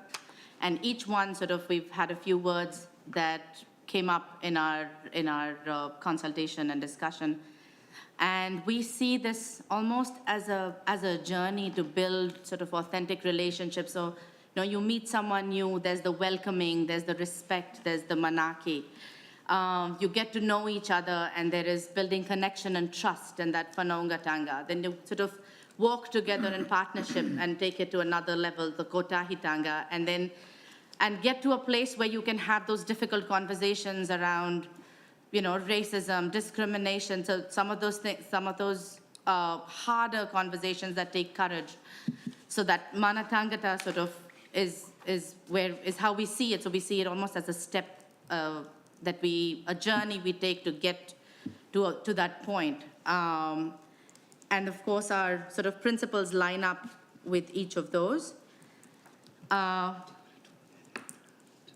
yes, so the other thing that because we're working with our comms and design team at the moment to sort of make this document not look boring. One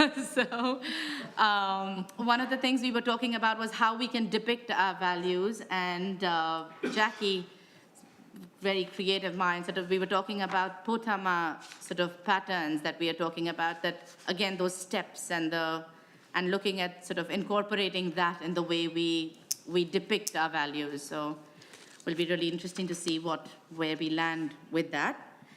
No pressure. No pressure. No pressure on the design team. The 5 focus areas that we have identified for the strategy. So a connected and cohesive community. So having connections within communities to help newcomers settle, meaningful intercultural relationships where cultural communities feel a sense of belonging, are respected and valued citizens.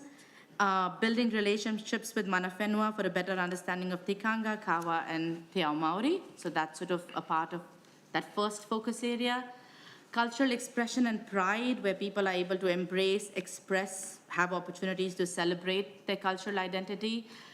Some of the survey responses we got from school students. We did a focus group at Tamatea High and had a really nice, really good, diverse group of children and with young people, and had some great feedback. And some of the responses there was a more diverse and welcoming Napier would mean that they can feel pride about their culture. They don't have to try and fit into something else and be themselves authentically. Some said that if we know more about how different cultures, we'd be able to support our peers better. So cultural expression and pride sort of feeds into that.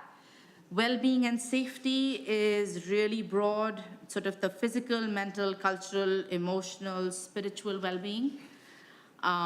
Again, this will all of these will, making a difference and seeing this come to life will mean a lot of collaboration between different organizations and groups to actually make it happen. But we feel like it's important that we make a start. Access and support, like I said before, there was a lot of feedback around having reliable, trustworthy information, knowing where to go for support, knowing what are the different channels where you can get reliable information and support. So this is more around that. Includes access to language support, health services, employment, education pathways, and so on. And engagement and participation is around empowering communities and having them having representation, having a voice, people of different cultures having opportunities to participate in all aspects of community and civic life and being able to contribute to decision making. Next steps. So the next steps, we'll be taking the final draft strategy to our council meeting in September, seeking approval to take to our general community for feedback. So the options presented to the committee today are to note the draft multicultural strategy and any questions or feedback, welcome. Thank you. Tēnā kōrua. Any questions? Kia ora, Shai. Kia ora, through the chair. Not really a question, I guess it's just for consideration. Just noting too, one of the focus areas was wellbeing and safety, and this might be already a consideration that's already you're working in the background, but it was just around social cohesion and racism, ensuring the strategy addresses prejudice and intolerance, and not just, it is about whakamana, celebrating diversity, yes.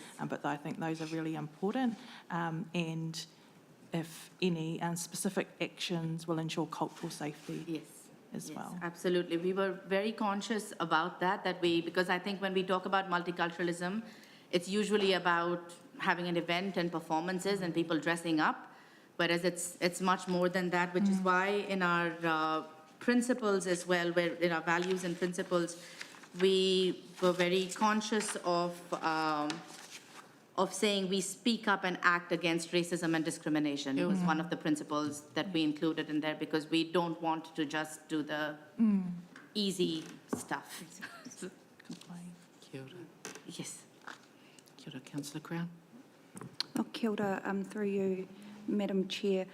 More of a comment than a question, if I may. I'm not sure if everyone in the room is aware of the fact that in July, the Minister for Local Government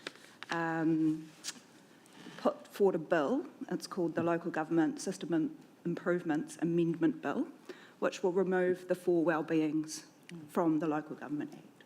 So when I read this plan, I was really encouraged at the richness of the mahi that had been done, and the benchmarks, especially around some of that data stuff, showing us the makeup of our community and the way that it's growing and the projections that it contains as well. My biggest concern, though, is that if that bill goes through, so it's had its first reading and it's now at the stage where submissions are open until the 27th of August for the Select Committee hearing, this will not fall into the remit of council. Things like this, we won't be allowed to do this mahi. And if it is not our work to do, then whose is it?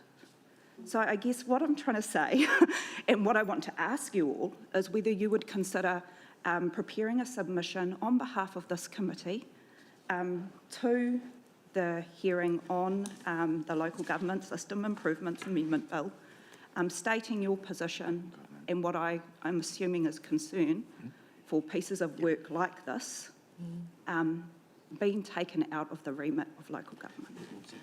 Local,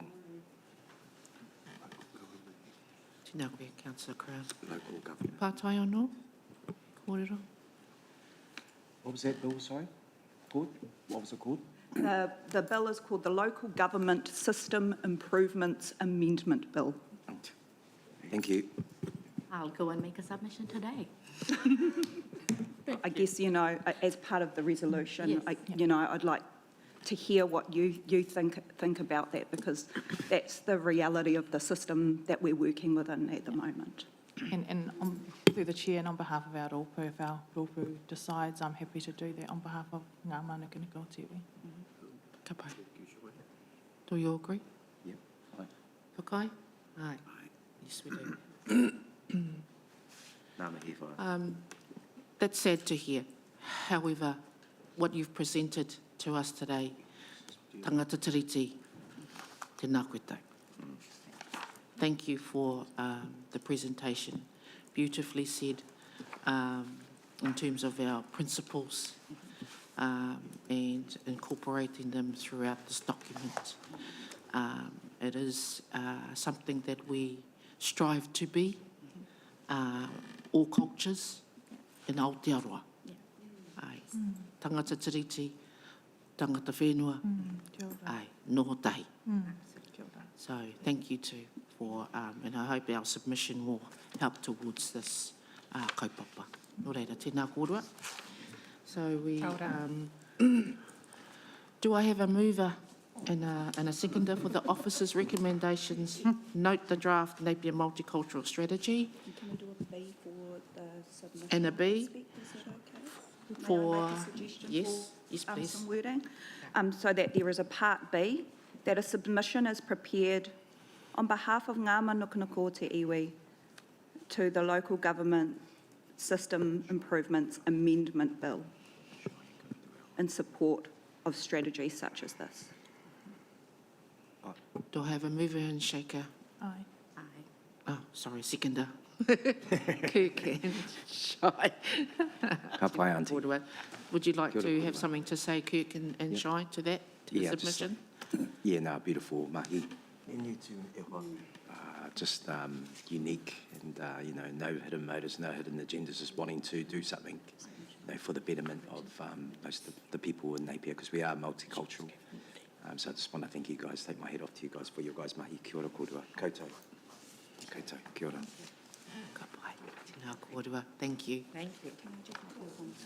One more. Sorry, aroha mai. Again, if this mahi falls to someone else, then, or if you have an idea about that, then let's share it. Because in my mind, I just can't see how things like this will be done to the quality that the community deserves it to be done without council being involved in this sort of stuff. So, yeah, it's an open-ended whittle, really. You know, is this ours, and should we own this? My feeling is yes. However, if you know of who else should be doing it, please let me know so that I can put it into my submission. Kia ora. Kia ora. There being no more speakers, I'll now put the motion. All those in favour, please say aye. Aye. Against? Carried. Tēnā kōrua. Thank you.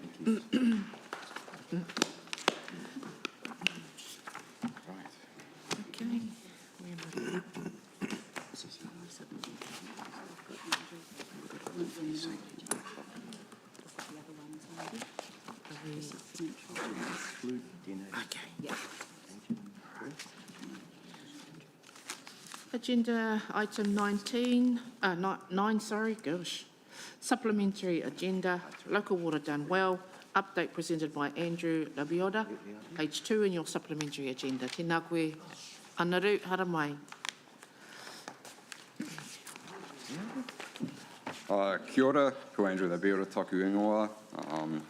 Manager Water Reforms Transition, Napier City Council, just taking a paper to provide the committee with an update of Council's progress in response to local water done well legislation.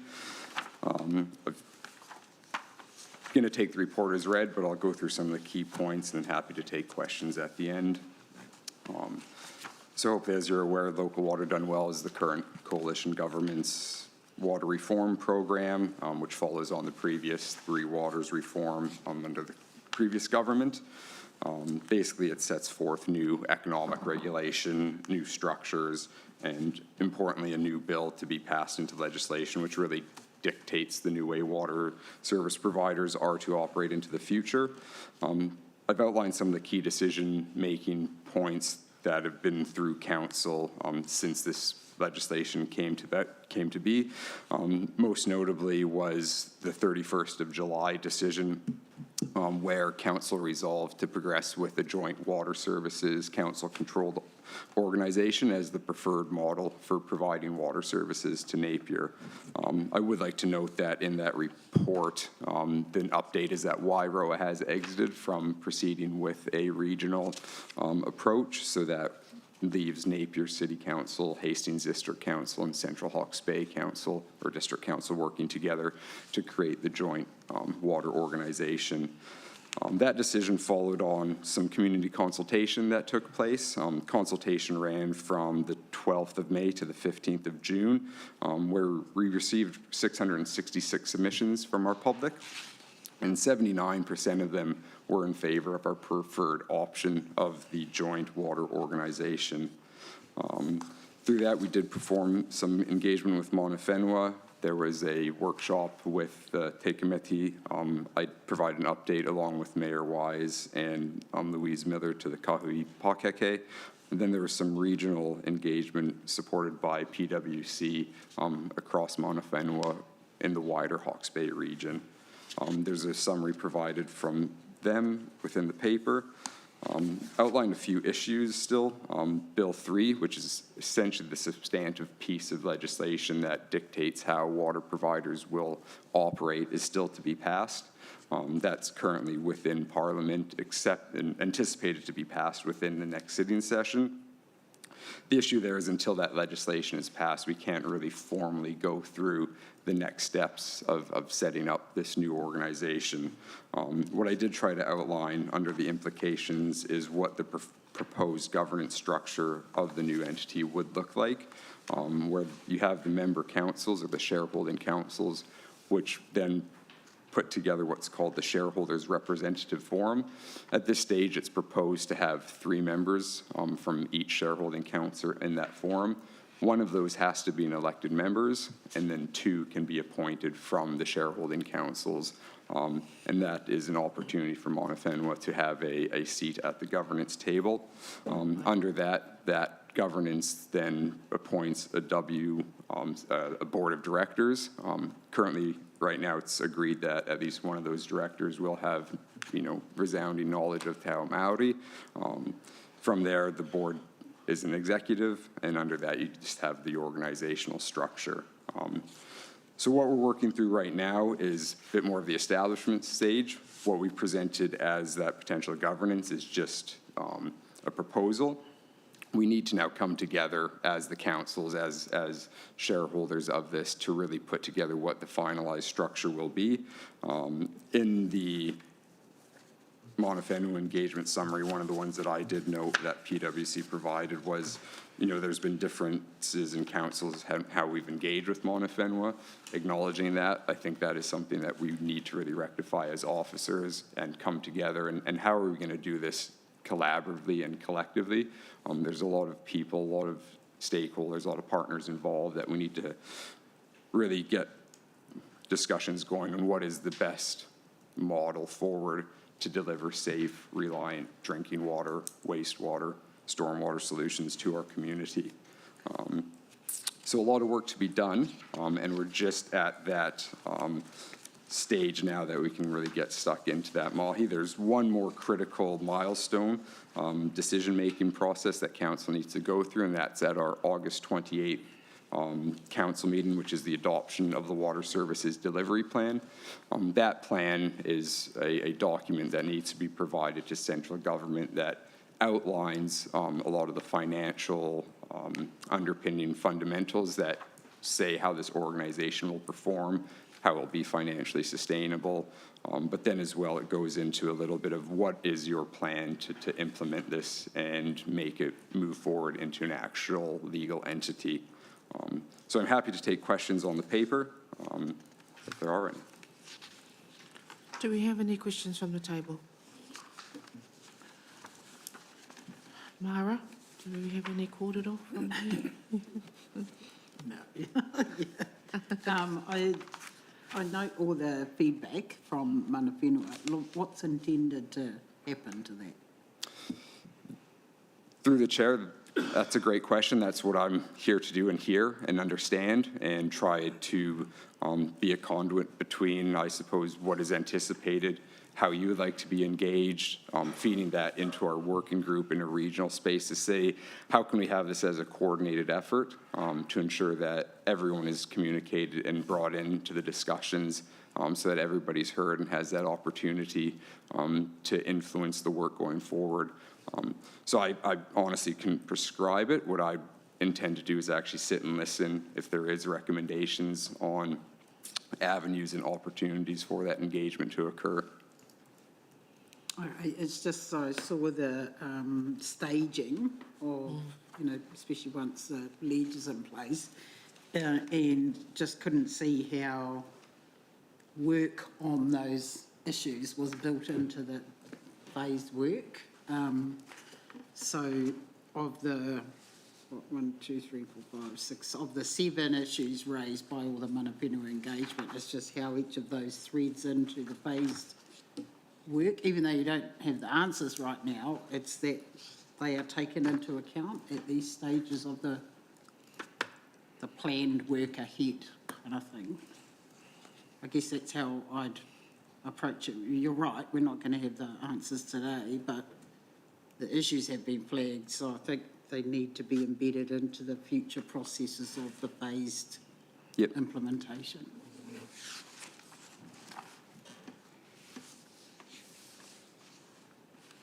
Any more questions from the floor?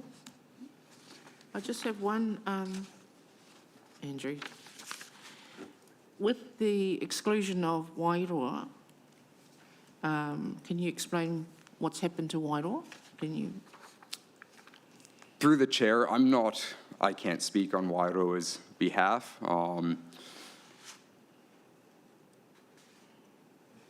The financial modeling that was done when we went out for consultation did display that from a cost to community perspective, them coming into a joint organization was beneficial.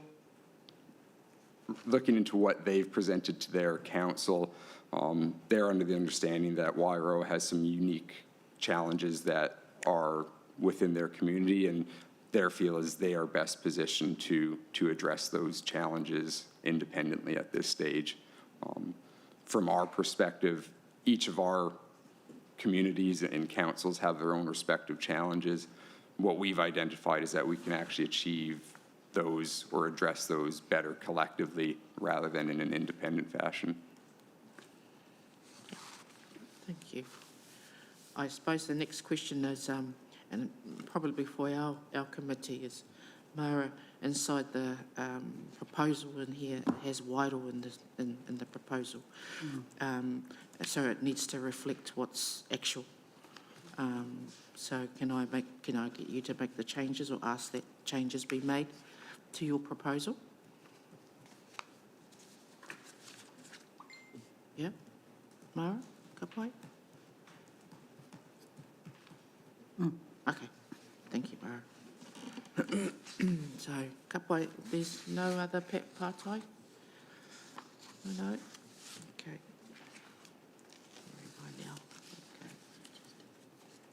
Okay, do I have a mover and a seconder for the officer's recommendation? A, receive the 15th of August report titled Local Water Done Well Update. Maureen Shy. Any other debates? No. There be no more speakers, I now put the motion. All in favour, please say aye. Aye. Against? Carried. Tēnā koe. Thank you. Andrew. Okay. Now go here. Okay. Now we are going to the updates from our members. Okay, starting with Pitane Marae.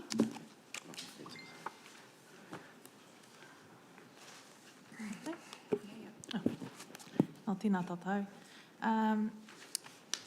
Firstly, we'd like to acknowledge the beautiful opening of Motio Marae last month. Yes. Last month. 3 weeks ago. Yep, it was a beautiful morning. We even saw matariki still out there underneath the Milky Way. So ka nui te mihi kia koutou whaia. Updates for Pitane Marae. We've had, over the last month, we've had awesome wānanga with Te Tauwhenua Te Whanganui o Rotu regarding their strategic 5-year resilience planning for marae, also looking at our individual marae. So very grateful for the opportunity that they've presented us to create our own marae resilience plan due for next year. Ongoing wānanga with our hapu over the next 7 months or so. Still on our journey to affirm whenua for our rebuild, so a lot of wānanga, a lot of hui with our whānau around that, and hopefully next time we meet we might have some celebratory announcements. But on top for us is, the hauora of our people, navigating the challenges ahead of us and continuing to find our new kāinga. Kia ora. Tēnā koe, Shai. Maureen? Oh, kia ora. So firstly, I'd just like to acknowledge the passing of whānau who have lost members, and are still going. Kia ora, Shai. So since Cyclone Gabriel, we held the whakahautanga for Motio Marae, which was the lifting of the spiritual paru and silt aftermath of the cyclone, not just of the buildings but of the whenua as well. It was a beautiful fresh morning, cloaked by the Milky Way and then giving way to the beautiful sunrise. So it was actually, it just felt nice, yeah. And we appreciate all those who have attended. So the marae is now open for business, not more than 30 people, because at this stage we've only got 30 mattresses. And a karakia will be held on the 23rd of August at 6 a.m. to acknowledge the opening of our new Motio Puketapu Bridge, which was lost in the cyclone as well. And the karakia will commence on the south side, which is the Motio side, and then move across the bridge to the north side, where the formal speeches will take place and cutting of the ribbon.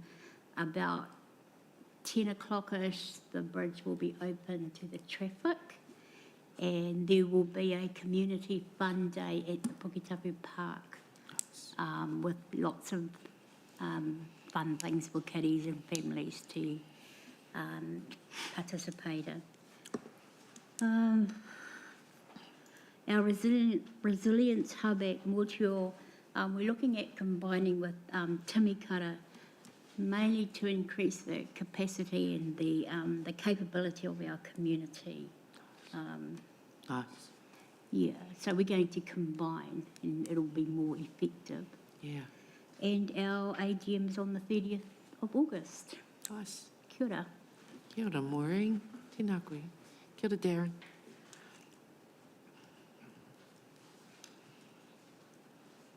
Darren, kia ora. Yeah. Kia ora tātou. Again, we'd like to acknowledge Motio on their reopening of their whare after Gabriel. Upcoming events, we have our Hapu Whānau Day, preparation for our Whānau Day. It's an opportunity for our whānau to get together, and manaki each other and get ready for powwows. Also, we have our inter-marae powwows coming up in September, encouraging our whānau from all ages to be involved, whether competing, cheering on, or supporting in other ways. Go wauhiki. We also have our a tikanga wānanga, focus on te reo Māori, and tikanga will be facilitated by our kauwaka.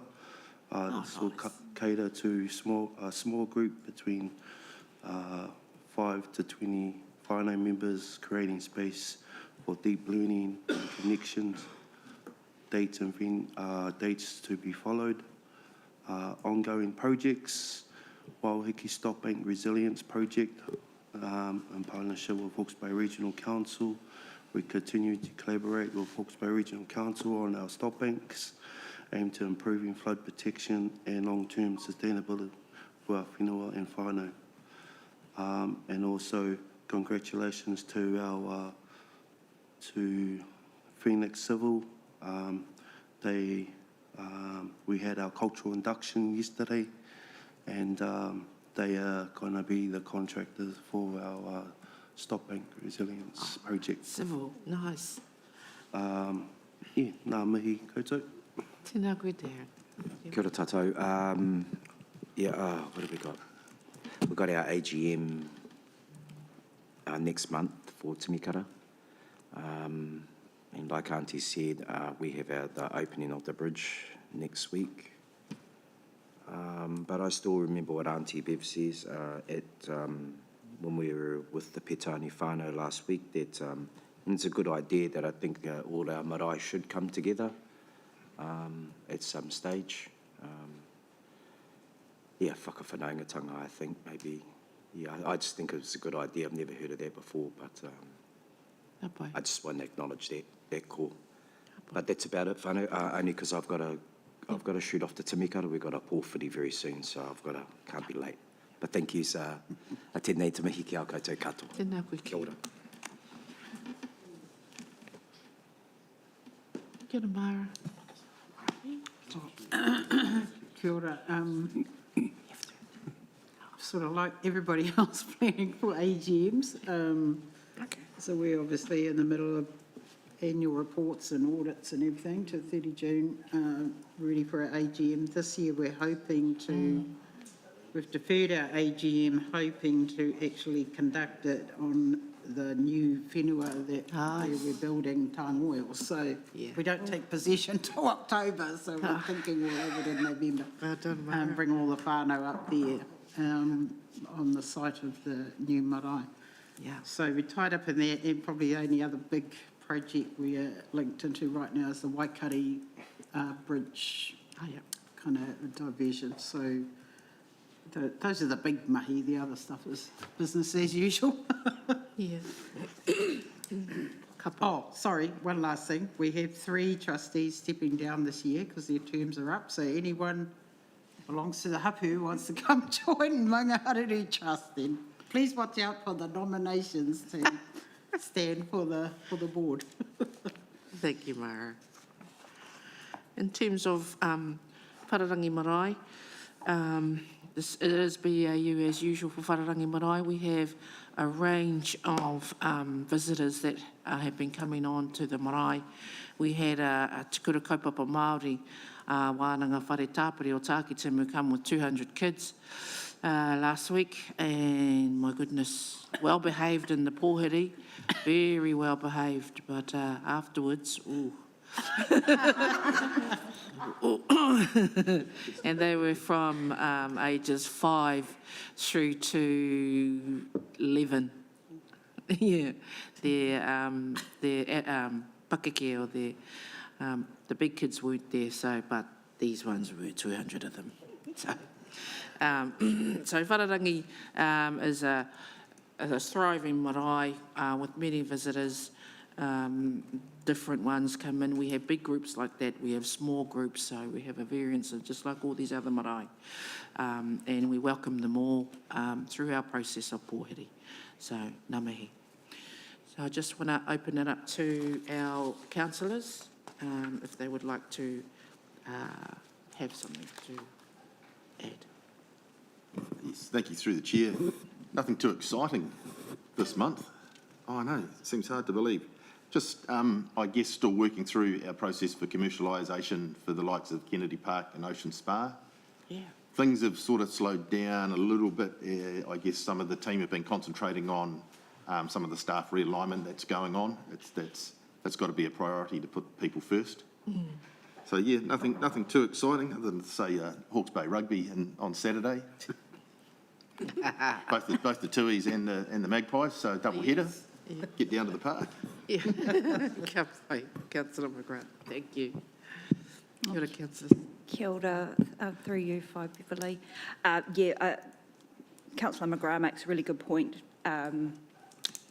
All the mahi that comes to us in the papers and the papers that we receive at council and the workshops that we participate in, these things are being carried out at the moment against the context of a realignment of the organisation, and I think it's really important for us to acknowledge that and to note that it, it's different for different people in the organisation. So primarily just so grateful and incredibly impressed at the professionalism that we've seen during this time from our council officers, from our staff, and again, yes, people are the most important thing.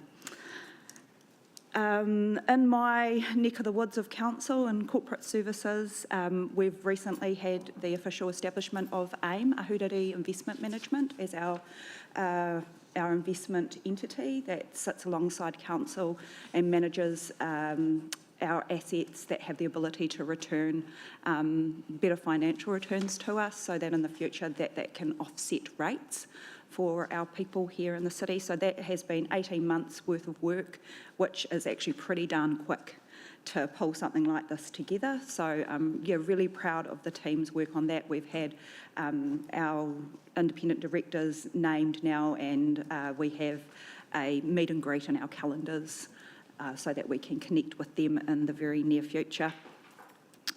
The other thing, the update, and we had the paper on the broader outcomes in regards to the Civic Precinct project, or Te Kete, as it was gifted.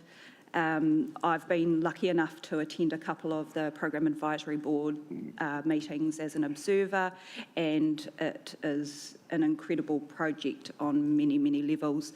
The one thing that I wanted to point out was in our paper, it noted the 20% Māori Pacific trades that are being employed as part of that project, but that actually equates overall to there's 87% local businesses that are being engaged through that project. And when we think about the environment economically, especially for our construction industry, I think it shows that we are punching above our weight here in Napier in regards to that. I had the facilities review on my list, forgetting that it actually sits in people and places, Councillor McGrath's area, but we've been working together on that as the governor's overseeing it. So that piece of work, as Richard said, is going to come to us very soon with some options to the council table, and then we'll be able to share further direction from there. And just beautiful, beautiful morning being at Pukemokemoke at the site of the new housing development this morning from Mana Ahuriri. Lovely to see some of you there as well this morning. Just a really cool milestone to see. Loved hearing, that the goal is 400 homes in our city that free up existing stock for other people. We all know that we are lacking in housing and that we are constrained by land availability in Napier as well. So these developments are especially worth celebrating, I think. So, kia ora. Kia ora, Councillor Crown. I just want to add in there too some of the great work that the council has done is the homeless shelter, Huru Mōwai, that we opened a few weeks back now. That's been a wonderful project working with you all, with mana whenua as well. I know, and I can only speak for our kāhui pakeke who put the name in place. There were actually 11 names put on the table, and so we had to sort of vote on on one, and that one sort of stood out for all of us as Ahuru Mowai, around the safety of the individual coming into a place like that, being safe, being comfortable, being warm, underpinned by two po around being kind and being at peace. So that's what Ahuru Mowai stands for. So thank you mihi ki ngā kai kauni hera ki te council ana hoki. So tēnā tātou. I'm going to hand it over to Te Waka Rangapu, to Hilary, to give her report. Tēnā koe Hills. Kia ora tātou. Just a few little updates, nothing different from our pre-meet, but we did our mihi whakatau yesterday. Thank you, Cheyenne. For the New Zealand Cruise Association, which was huge.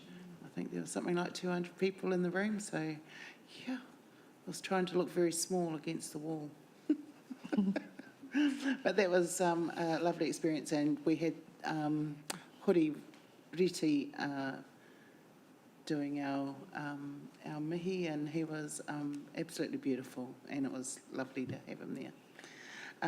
We've got Te Wiki o Te Reo Māori coming up, celebrations, and Jackie's hard at work organising that. And I know you're all going to come forward and help her out with her little thing this afternoon before you leave.